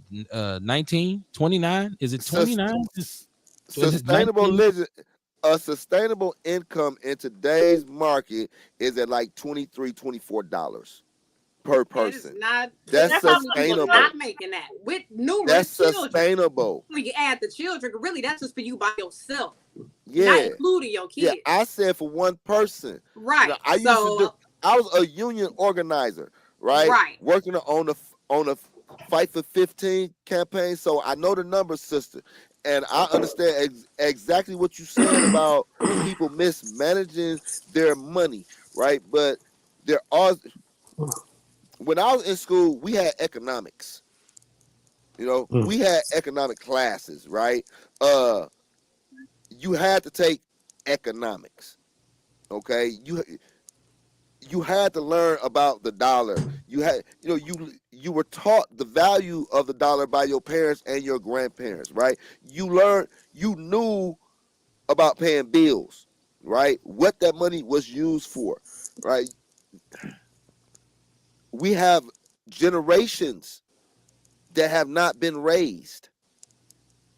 We have generations that have not been taught. We have generations that have been talked at, right? We have generations that have been conditioned, right? We have generations that have endured so much, but nobody has ever put in as much as they take out, right? So then you add on those with the mental health problems. A lot of these people that you see going there to buy their blunts and the liquor are self-medicating because Exactly. they can't figure it out. Yes. Right. I totally And agree. we talking about prevention tonight. That's a part of prevention because So do you set those stores out? let me finish. Let me finish because you said you in the community every day, right? I ain't been in the community like I was in over 5 years. However, I'm still in tune with my people. So let me finish, sister. Right now, when you go and meet these people where they are, not where you want them to be, okay? When you understand what they're actually going through, not because this is your job, but because this was at one point your life. Okay. When you say I'm here to help you, not even help, but assist you find solutions, that means that you're prepared and you're invested 24 hours a day, right, to assist them in finding a way out. We're not gonna sit and say, "Oh, they don't want to do this, they don't want to do that," unless you really know that they don't want to. And in order to do that, that means you have had to spend time, right? And 90% of the people that don't want to, there's a reason that they don't want to. It's not about hustling and no fast money. Ain't never been about that. So we So got Alfonso Watkins. I'm sorry, Sean, my fault. Because yes, I'm yes, with sir. you. I totally agree with everything you're saying. I'm just looking at what Alfonso said, and I thought it was important to the conversation. So that's why I cut you off. He says this issue will require us to be receptive to a strategic and logistical plan from those who understand the science of social engineering of behavior and historical Exactly. context of all Exactly. the social disparities Milwaukee faces. Shout out to Alfonso Watkins. You know Right. what, There's brother? a video called "How to Sell to the Negro." You know, like Mm-hmm. people have to Yeah. look. People have to look throughout history, and I understand what the sister saying. Actually, I Yeah, work for the people that she. I talk to these motherfuckers every day. Hey I man, understand. I ain't get my food share today. What's going Yeah, on? And then they act like, oh man, come on, hurry up so I can get off this phone. yeah. Motherfucker, all you gotta do is hear me talk for 15 minutes and you getting free money type shit. You know what I'm saying? But it's we gotta understand, and I say it all the time, and I try not to sound spacey, but we gotta understand propaganda and the art of Edward Bernays. We gotta understand that this is a science on Mm-hmm. how to sell to the Negro. Uh Rockefeller said he didn't want a nation of thinkers, he wanted a nation of workers. They created consumers. So whenever we cut on the radio, we're being force-fed consumerism. Pop Consumer. bottles, spend So money. whenever we cut on the Mm-hmm. radio, All we're right, shit, where being my That's echo my comes force-fed from? fault. That's my I'm fault. like, damn, I must be bringing that heat. bottles. Spend So whenever money. we cut on the That's my But fault. it's all good. But so I understand, and I think we have to take a holistic approach of it. Whereas, yeah, there's the problem, but I always like to try to figure out how we got into the problem. And when you get to it, just like the brother said, it's social engineering. Just like y'all was talking about the kids that haven't been trained to lead a hood. That's that grasshopper in the jar thing where once you take the lid off after they hit their head so many times, they've They're been not gonna trained get. to only jump so high. So Mm-hmm. we have to understand the psychology behind the engineering so that we can approach it from a holistic way, which is teaching people how they've been duped first. Teach people the game that's been ran on That's them what I'm so that saying. yeah. That's what I'm saying. This is what I was trying to communicate to Sean.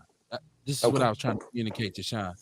I'm no fool. Come on, like I'm from the Yeah. neighborhood. I already know about it. Right? I'll joke about it because me and Sheila done moved up to a deluxe apartment into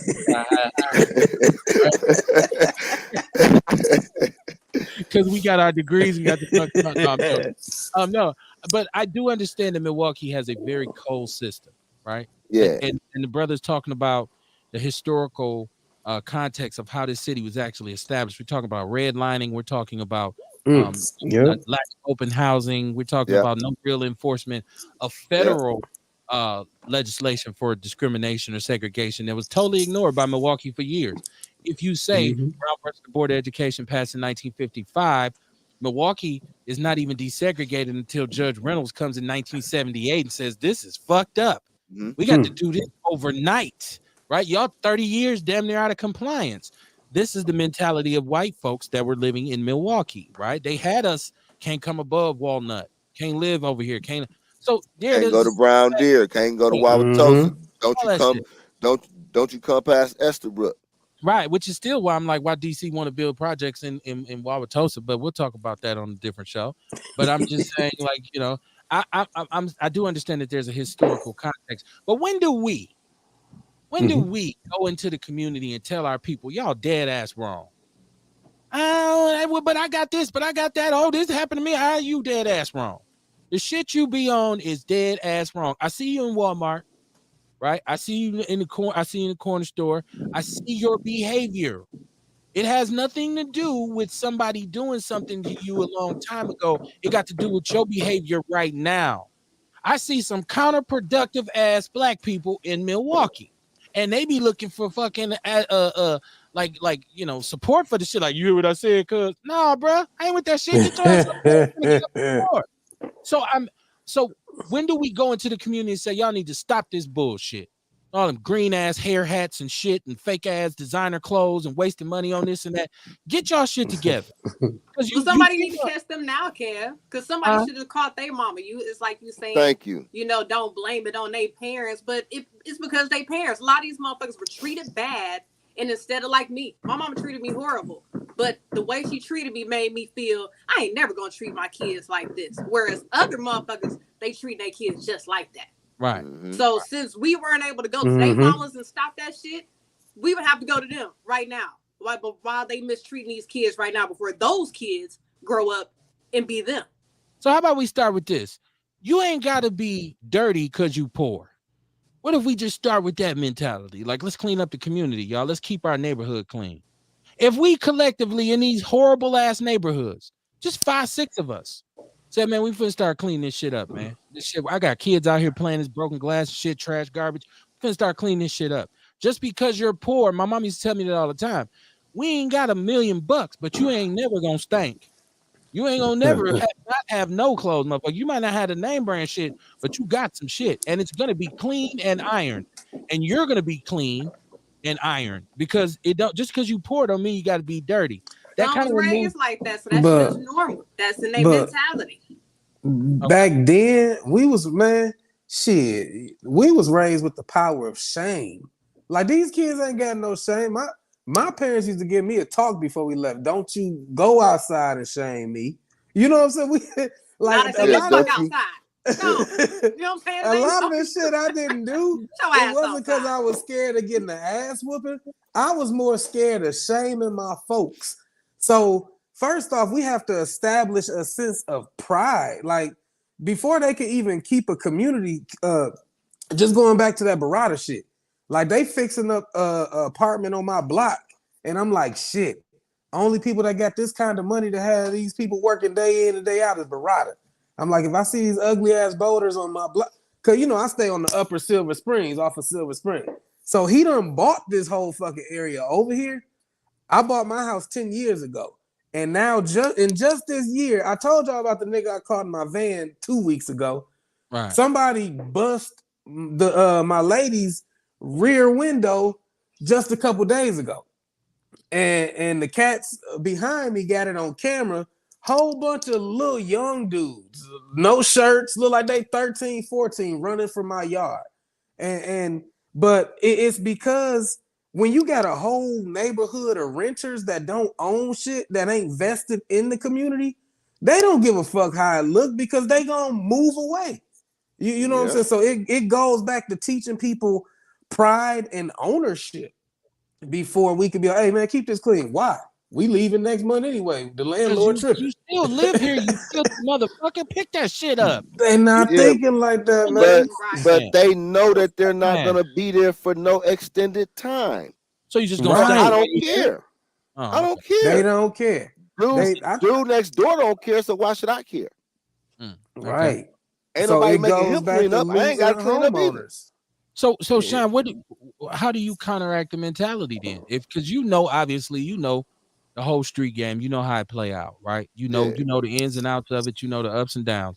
So just to go in there, I would think like the best, you're more effective when you go in there and say, look, this was finna happen. Yeah, I ain't here to sugarcoat shit. I ain't here to tell you about no dream, about to tell you what the fuck happened, bruh. And when when you get in this shit, it ain't no mama, dad, no. Ain't no St. Charles. We talking about gladiator school. So, like, how do you help? Because we need people. I'm tired of us trying to spare somebody's feelings. Sometimes you got to hurt a motherfucking feelings to kind of shock them back to reality. Just to say, damn, man, you stank. Like, maybe he'll go wash his ass. Man, you dirty. Like, why you keep wearing them dirty ass pants? Maybe he'll change or she'll change her pants as opposed to saying, it's all good, wear what you want. Or it ain't about how you smell, it's who you is on the inside. No, you stank, motherfucker. Go take a bath. When do we go to our community and say it's y'all fault? Well, you can go anytime. And get your ass. No. Well, maybe. It depends on. It depends on how you come, Right. right? Okay. And sometimes who you come with. See, Right. I can't Mhm. go to every neighborhood and hey say, man, you shouldn't be on the block. Or hey, if I can see you, the police can see you. Oh, nigga, you probably the police.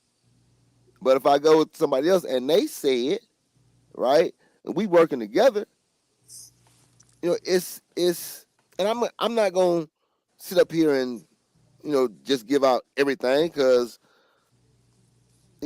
everything ain't for everybody, Right. Right. right? Um, I just think a but lot. I but like think a lot of Ashanti, man, like I said, if he wanna hit violence, right, and we know violence has so many tentacles. Let's say tentacles because tentacle strangle, right? Uh, and that's what's happening to our city. It's been strangled, man, by this bullshit. Uh, crack. crack still too. Right. Yeah. Um, Crack, man. I'm trying to tell you. heroin, fentanyl, Yeah. Barada domestic properties. violence, Right. Barada properties. Shit. It's a Shit. whole list of shit, right? Hippie But walking. when it comes to prevention and that office, and I can So only speak let me on ask the you this: prevention.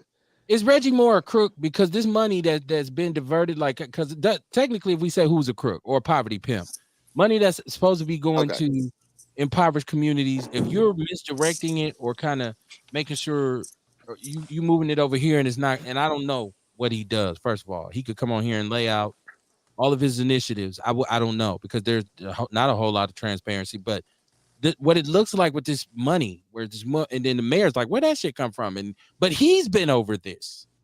Like apparently he's been giving this money away when the mayor doesn't know that, and it's like, well, how did that happen? So it's who's a crook here? Somebody got to be a crook here because the money ain't going where it's supposed to be going, or is this just a game they just play on our back downtown daily? Like, It's look, whoever signed off on them checks. okay, Now, if Arnita signed off on some checks and she was directed to, right? Then whoever directed her to and Arnita Mm-hmm. is going to be held accountable for that money. If it was Reggie, he's going to be held accountable. If he signed his name on that shit, then yeah, he's considered a crook. He's a crook, and that's what they're going to call him. Uh, well, we got to figure out what this organization is actually doing. Is this what consultation or organization? this organization that the money went to? Because they said That a majority of this, 65,000. yeah, 65,000 that went to Illinois They to deal Chicago. in education. Okay, They deal in self-improvement, right? Nowhere in their description, nowhere in anything does it say anything about violence prevention, violence intervention. so are they doing classes up here? Are they what are they? I'd like to know. We gave you this Tell money. me, What are you doing? how many classes did they do for $65,000, man? Mm-hmm. They've been doing classes since what? They've been open. We talking about $65,000. So now they got to show if that's the case, right? Okay. Um, when were they up here? How many classes did they teach? Right? And because it's directed towards violence, if it's not pertaining to violence, then it's still a mismanagement of funds. Okay. So we end up with the same answer we start. We don't know. Yeah, Basically, well, we don't know. we We don't know. know that there's a company in Chicago that receives $65,000. Right. Right? It's We money that the mayor know didn't know about. right. We know that there's a question about the $175,000. There's a question about the $150,000 that went from the Office of Violence Prevention to the medical college. Okay. what my question is, why is the Office of Violence Prevention giving money to the medical college when the medical college got $300 million last year? Yeah, I thought that they were all. I thought they were controlled through the health department and the medical college of Wisconsin. I thought all of this was like kind of like they brainchild, because the office, the 414 Life is under the medical college, and Reggie Moore is under the medical college, but the Office of Violence Prevention comes from the city. Is this where? Because we're talking about funding, like who's funding who, right? Like so, Right.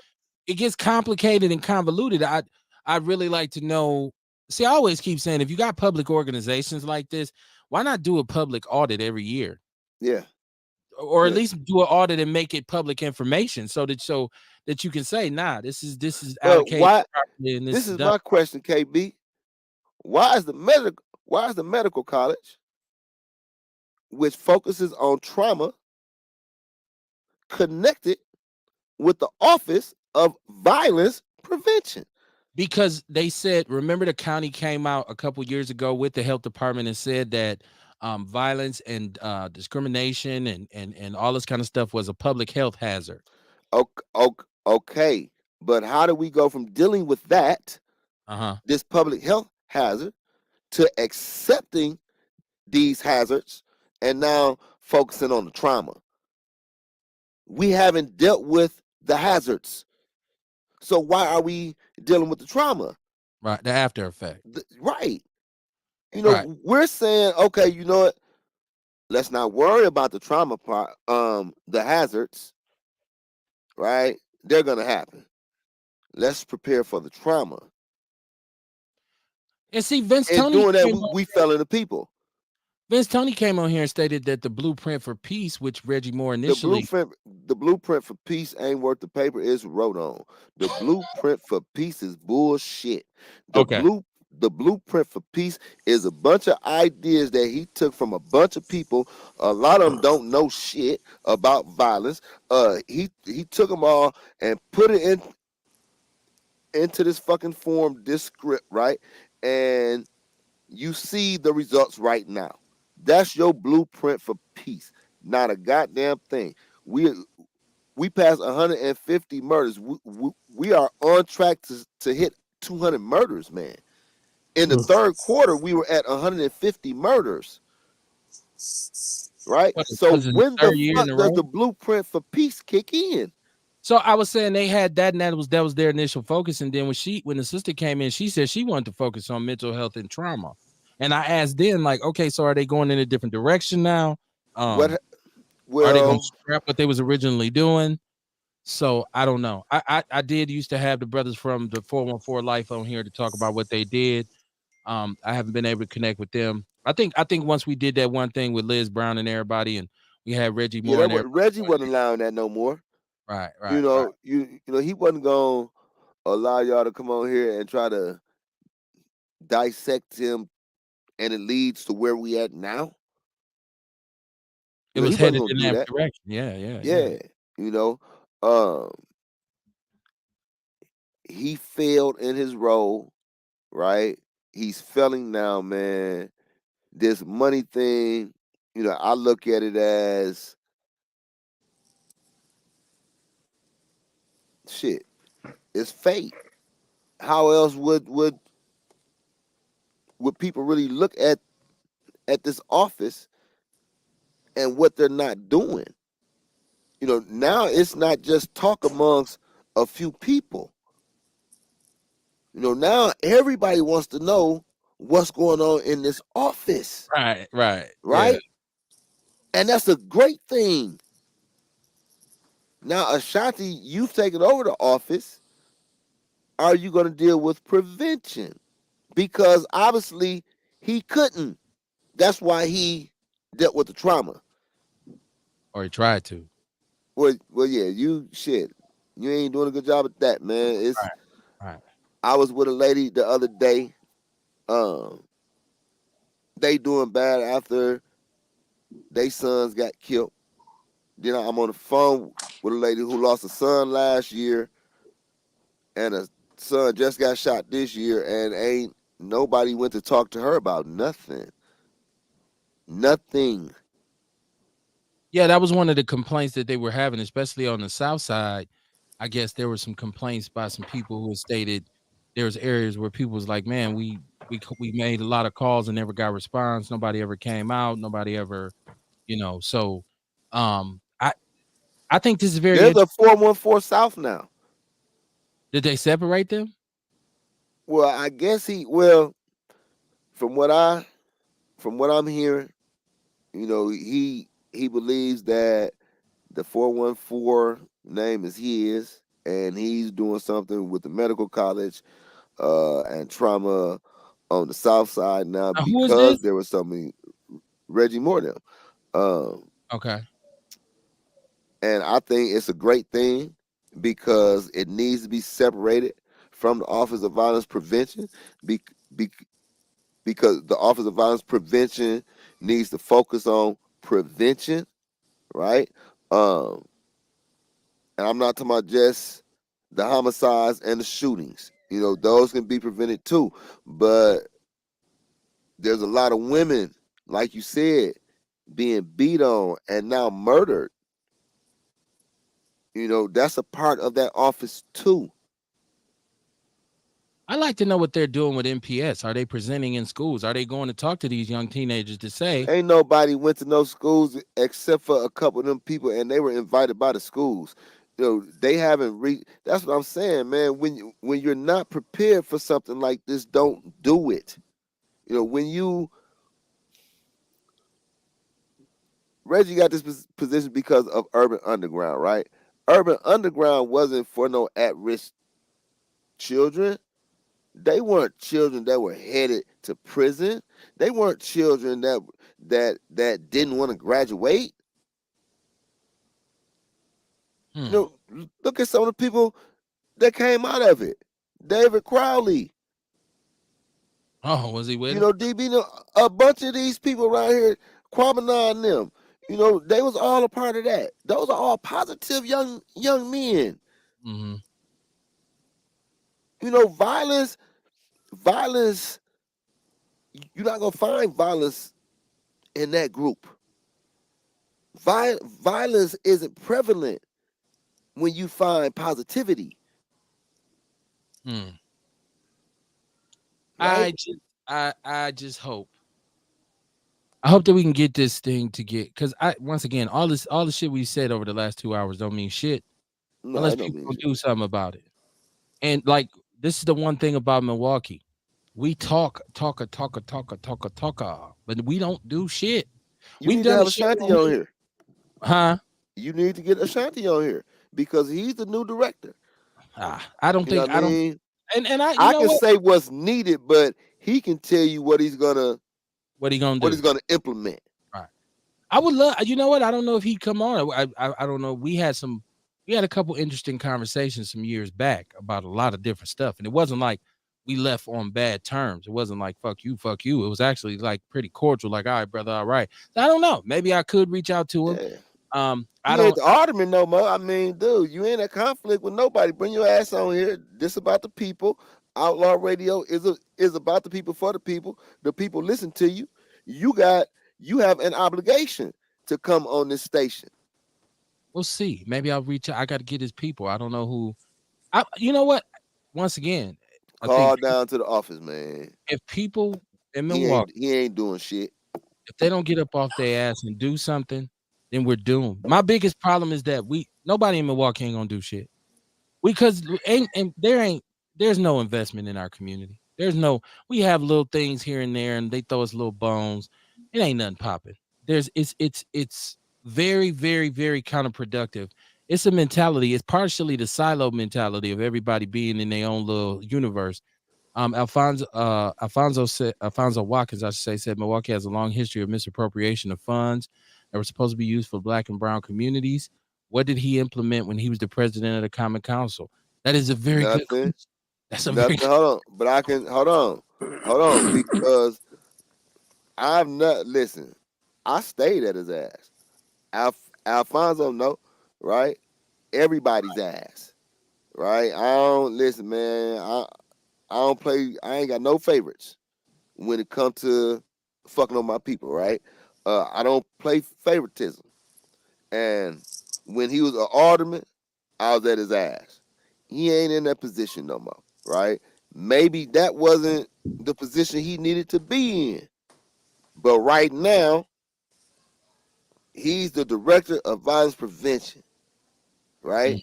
And we need to know what the fuck he gonna do, Right. That's true. right? And until, because a lot of people still ain't came out and said nothing about Reggie, won't. Right. Yeah. Because So far, there's still an opportunity to get some grants from the medical college. I asked this question when the sister was dismissed. With okay, there wasn't a great amount of data when he was there that he was using the coronavirus, and he was saying that the quarantine and COVID was the reason there was a spike, because there had actually been a decrease prior to that. But he didn't have a lot of data, and the city's been trending in the wrong direction for a long time, even under his watch. But he was never dismissed. He was never taken to the woodshed and said, "Hey, give us data. We won't." The Common Yeah, Council didn't do that until she came in. So yeah. it looked like a hand job. And so I was just saying, would he have fallen on the sword like that? Because If he I think had if he had fucked up, hell yeah. his position is more of a promotion, because he got moved. It doesn't look lateral. It looked like he was moved vertically. And so for what though? What I don't. You know what? Beauty said, why would they He not was do the it? Common Council Because we president, didn't make right? it. Uh-huh. Then he lost that. Now he's this, right? Um, this is either gonna save Ashanti or this is gonna kill Ashanti. We gonna keep it 100. Not If he literally, shit, career wise. listen, man, career wise, yeah, yeah, yeah. Yeah, yeah, yeah. Because he has taken on a position right now, man, where uh, as alderman, you only dealt with city shit.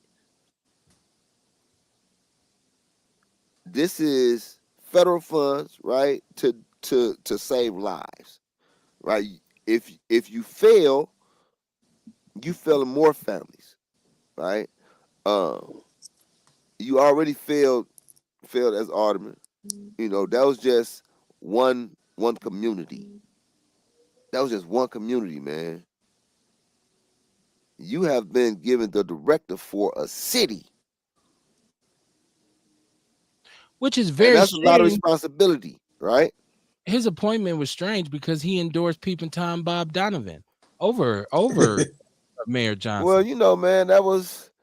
See, I don't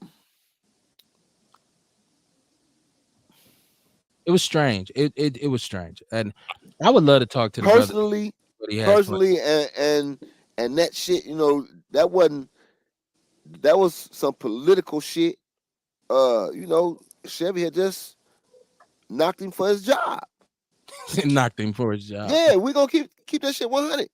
You know what I mean? That was personal political shit. Uh-huh.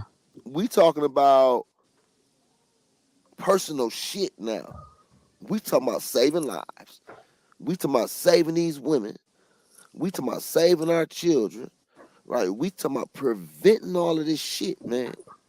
We not talking about dealing with it afterwards. We not talking about no licenses for no liquor. We not talking about no no no permits for no buildings. We talking about saving and changing lives. That's what Hmm. the Office of Violence Prevention should be about. It's supposed to be about. And if it's not about that, then shut that motherfucker down. Okay. Okay.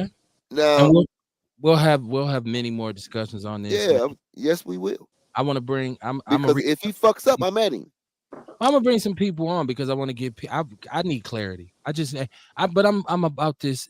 I'm about this about all my shit. With when I pay taxes, I need to know where my bread going, right? Yeah. And so I'm saying, I don't be justify bullshit. I get it. You got your nice car and all that, but a lot of this money that's been here, like the brother Alfonso Watkins was saying, long history. I worked on RFPs with the Yeah. community development block grant money when I worked with Safe and Sound. So we took RFPs. So who would get part of the CDBG money? Mm-hmm. Um, You're right, Beauty. It is time to take action, but we have to get mobilized. Black people in Milwaukee just hard to wake up. Y'all the sleepiest motherfuckers in the world. It's just so hard that these I don't know if it's the weed, I don't know what it is. It's just be just sleep like motherfucker come through with an important election at 8% turnout, 12% turnout, and you looking around like y'all do know this shit affects y'all, right? We're just They don't. sleep, dude. Milwaukee's just a city of sleepy people, right? You They so slow. you see the voter base, right, man? And this is a whole nother show. Um, but a lot of our people, man, look at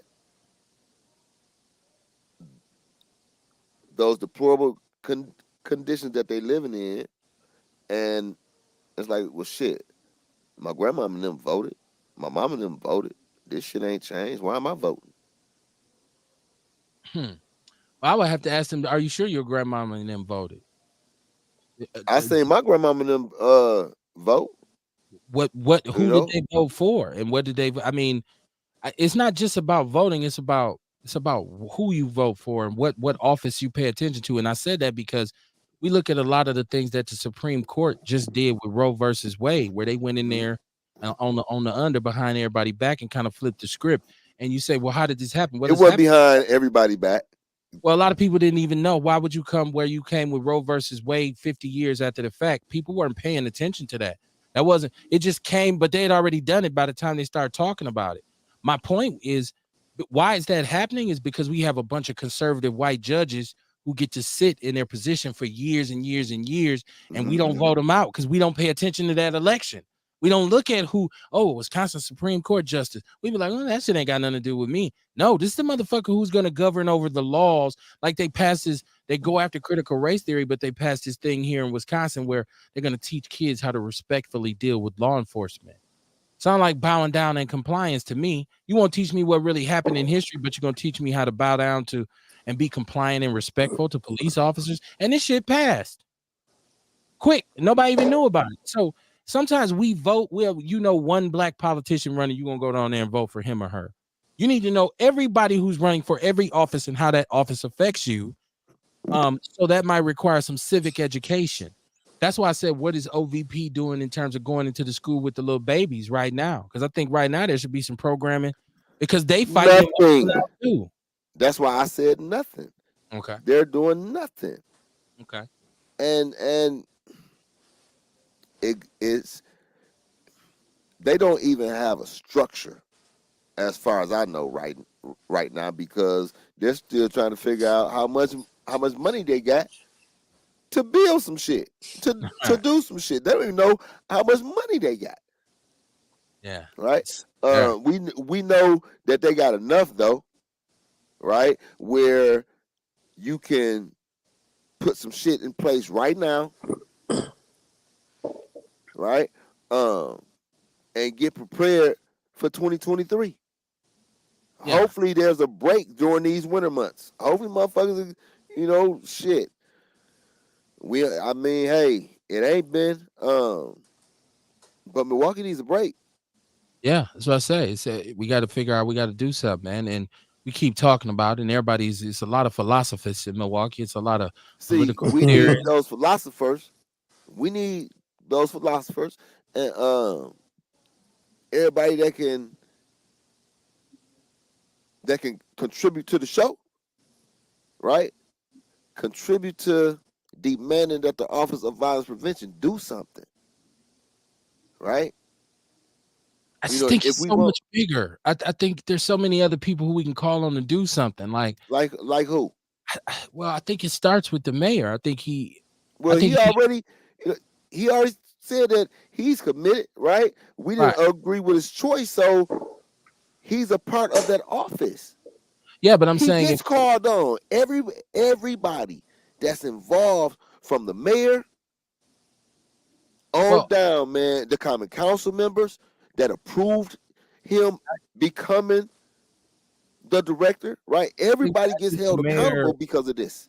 has a little bit more culpability because there has to be a long-term vision.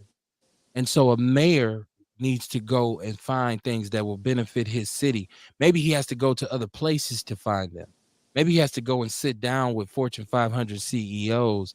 Maybe he has to go to large companies and say, hey, I got this tax break worked out. I need for you to bring this and bring that. And then make sure that the hiring is done equally. He needs to invest in that. When you say what can he do, I'm just saying that's one of the Ain't no things. company gonna come here. Ain't no major company, man, coming here bringing billions of dollars, and they employees ain't gonna be safe. Right. They gonna lose. Come on, man. Now they losing man hours. Well, but so Mhm. if you're investing in the infrastructure of the city, like I said, improving the quality. You look at the 30th Street corridor. You look at that. You look at how that runs across the city, and it's just corporate. I mean, just factories and industrial graveyards on it, and it's been like that for 50, 60 years. For a mayor to come in and be effective, he or she would have to come in and see that and say, that's a jewel. I'm gonna build on that. Century City, that's a jewel. There's opportunity there for business to be done. He or she has to know how to do it. Because you give a company a tax break and you say, look, I'm gonna make sure that area is secure when your company is built there, because it can be done. It can But be your city can't be the worst place for a black family. It can't have the highest murder capita uh in America, and it's one of the smallest metropolitans. Uh the motherfucker can't be just dysfunctional as this motherfucker. Ain't no motherfucker coming here no more, man. They not coming, man. If you cannot provide safety, first and foremost, KB, that's but why that's what companies I'm go saying. to Kenosha, right? That's why they go to Port Washington, right? That's why they go around Milwaukee. That's what I'm saying. It's in the mayor's best interest to create safety in those areas. There's a way that you can regulate an area for it happens all the time. There's a way that an area can be regulated to make it an industrialized area where people are working and it's going to be kept safe. You have to be forward thinking and you have to work with other people to get those solutions in order to make that happen. And I don't know if that's something he has in his toolbox, but that's what I want to see, because the last thing we need is more. Well, Oh, open a new community center. Oh, we got another program. We're going to get him $8 million. Until you give people jobs, until we get this poverty straightened out with real money and real opportunity, ain't nothing moving. So so the I just, question isn't can he do it, because shit, he didn't ease his way up into the mayor's seat, right? it's hard in a city like So Milwaukee, let's though. not question, if he can make deals. That wasn't that, but that ain't no big accomplishment because he won in Milwaukee. Though. No, listen, man. With this, as cutthroat as them motherfuckers is down there, as as cliquish as they are, right? And everybody in the city, Look who he's everybody, running against. including them, saying that this is Barrett's boy. He ain't gonna fuck him, right? Right. Right. He still made them deals, and he became mayor, right? So we know that he can make them deals. That's Chris Abley with his $250,000. Yeah, man. He got the right connections, right? We know that, right? Right. But But when it it's the comes to wrong connection. violence, Nation Consulting. You a puppet Nation for Nation consult, all that. But I don't give a damn about all that. If you can't package safety, yeah. if safety is not in that package, I don't care about the tax break, none of that shit. Right. But Sean, that's why I said it can be done. You can make the areas be done. You can make an area secure enough for somebody. You can say I developed an industrial park and it's safe because I made sure as a mayor that I got it mapped out logistically. It's safe. People would come here. It takes somebody, a thinker, like you say. If you build it, they will come. You gotta be a big thinker, man. I want to thank this brother for coming. You got to come back, man. Because there's so many different other things I want to talk about with you, because we talked a lot of shit and swallowed a lot of spit, but ain't no real tenable solution. No. Guess why? Because you ain't gonna solve the world's problems on a podcast. That's why. That's and right. we know that, right? Right. So any motherfucker say, shit, they still didn't give me no solution. Did you really think we was gonna solve the problems of Milwaukee on a podcast in 2 hours? If you did, you're kind of naive. Rel, what you got coming up this weekend, man? Oh man, just been going hard developing these products to get my hemp health and beauty line cracking. And then of course my book, 12 Steps to Becoming Your Own Dope, so that we can get our minds right. The revolution ain't televised because the revolution is self-evolution. Learn Exactly. yourself, love yourself correctly, then love your lady correctly and raise your kids correctly. That's the way to change the world and the community right there. There we go. Brother Sean, promote the music. Let's talk about the music you got. Yeah, we got my son and my nephew started their own record label. Young Gifted Nation Enterprises, YGN, and we put our mixtape out Sunday. Uh, YGN, the mixtape volume 1. We're gonna be putting out the Nation, YGN, the Nation next. We just got a lot of stuff that we about to start doing, man. My youngest son, well, my second youngest son, and my nephew, they do the music. Uh, Rap, you know what I mean? They don't write no more. They go in the booth and they do their thing, man. And they only 17. You Mm. know, they 17. They got good music, man. Uh, and we teamed up with Skrillaware, um, and Lounge 340, man. Those owners, and we gonna do some things around the city. You know what I mean? We ain't asking for the throne, man. They come to take it. You know what I mean? It's a vacancy when it comes to good rap in Milwaukee. Shit. We listen to everybody else. You know what I mean? Cuckoo come out, cool. You know what I mean? But you know what that is, and Baby Drew did some things, but ain't nobody else really did nothing, man. That really represented Milwaukee and represented it around the country. People leave here, man, and they don't come back. You know what I mean? They don't really They try get no not. love back, man. You know what I Right. mean? And we from here. You know what I mean? My sons used to lead youth marches. You know what I mean? We vested in this city, man, and yeah, I ain't no mumble rap listening to do. You know what I mean? And I don't Yeah, listen to no garbage. yeah. You know, I'm 55. I'm hip hop. You know what I mean? I like hip hop. And my kids got some good music, man. Or else they wouldn't, I wouldn't be backing them. I wouldn't be supporting them. I'll be talking about them. Get that garbage up out of here. You know what I mean? Go to So, Plymouth School. you know, we Yeah. ain't trying to, we ain't with that Milwaukee, you know, not supporting each other. They support anybody who out here trying to do it. You know what I mean? But we ain't with the violence. We ain't with the bullshit. Uh, yeah, we ain't on that shit. They some young men, man, that found a niche and they gonna capitalize off of it. You know what I mean? So, the mixtape is out Sunday on all platforms, and it's some good music. It's Young Gifted Nation Enterprises, YGN. Uh, presents the mixtape volume 1. I'm a I'm It, a I'm a I'm Okay, gonna have some of okay. it posted in the music. I mean, I have it posted in yeah, the group, the People's News Network. I yeah. want y'all once again to understand, man, that the conversations that we have on here are meant to just inform people. Like I don't expect to try and change nobody's opinion. I don't really try to tell nobody what to think. Our main thing is we just want you to think. And I think one thing that we are guilty of collectively, all of us in this city, is paralysis by analysis. We stopped and we've taken our hands off of over our eyes, and we're looking at the catastrophe, the car accident, the calamity, and we can't take our eyes off it. And nobody's saying, "Get some help. How did this happen? Let's prevent this from happening." We're all just amazed by the spectacle of it. So when I say we and I say us, I include myself because I'm a part of this community. I joke and talk a lot of shit. about getting up out of where, getting up out the hood and all that, because partially it's true, because I have busted my ass to do so.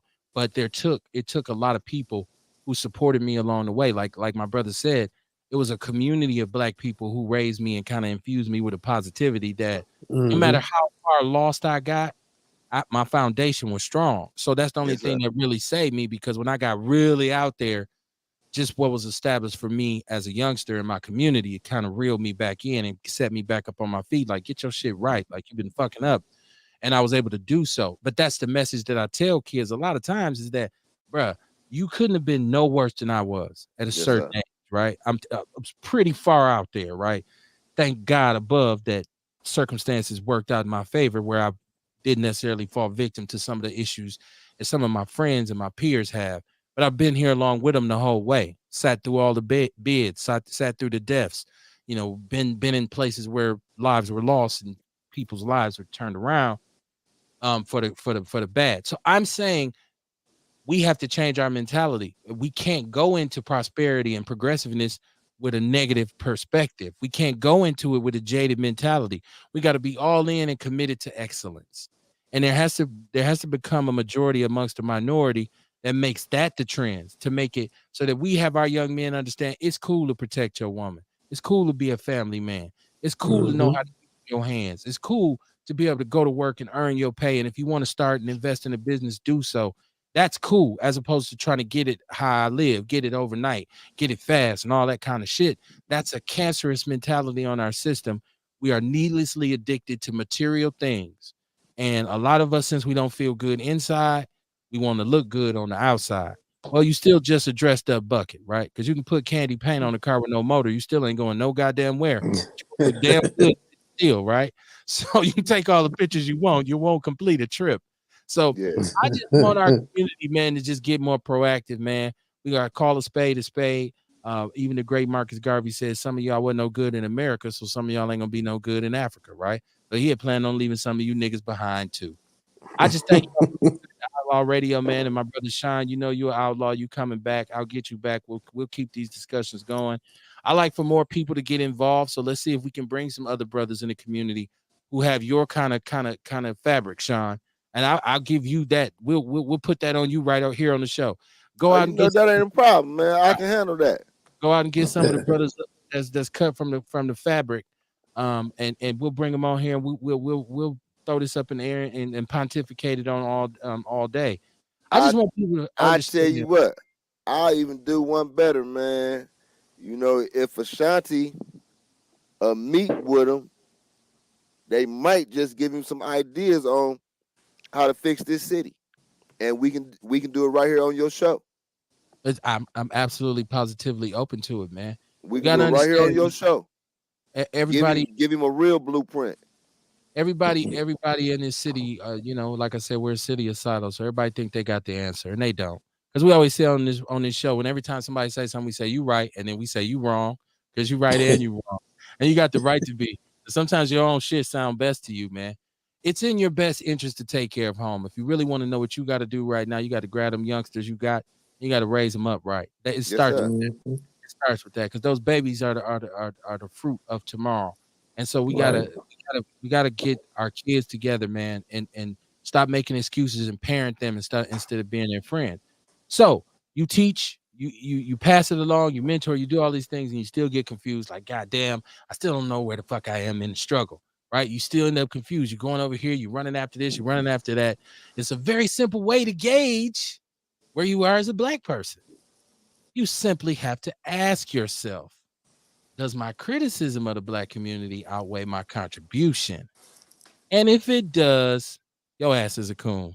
And you need to get with us. See you Monday night, man. Peace and love.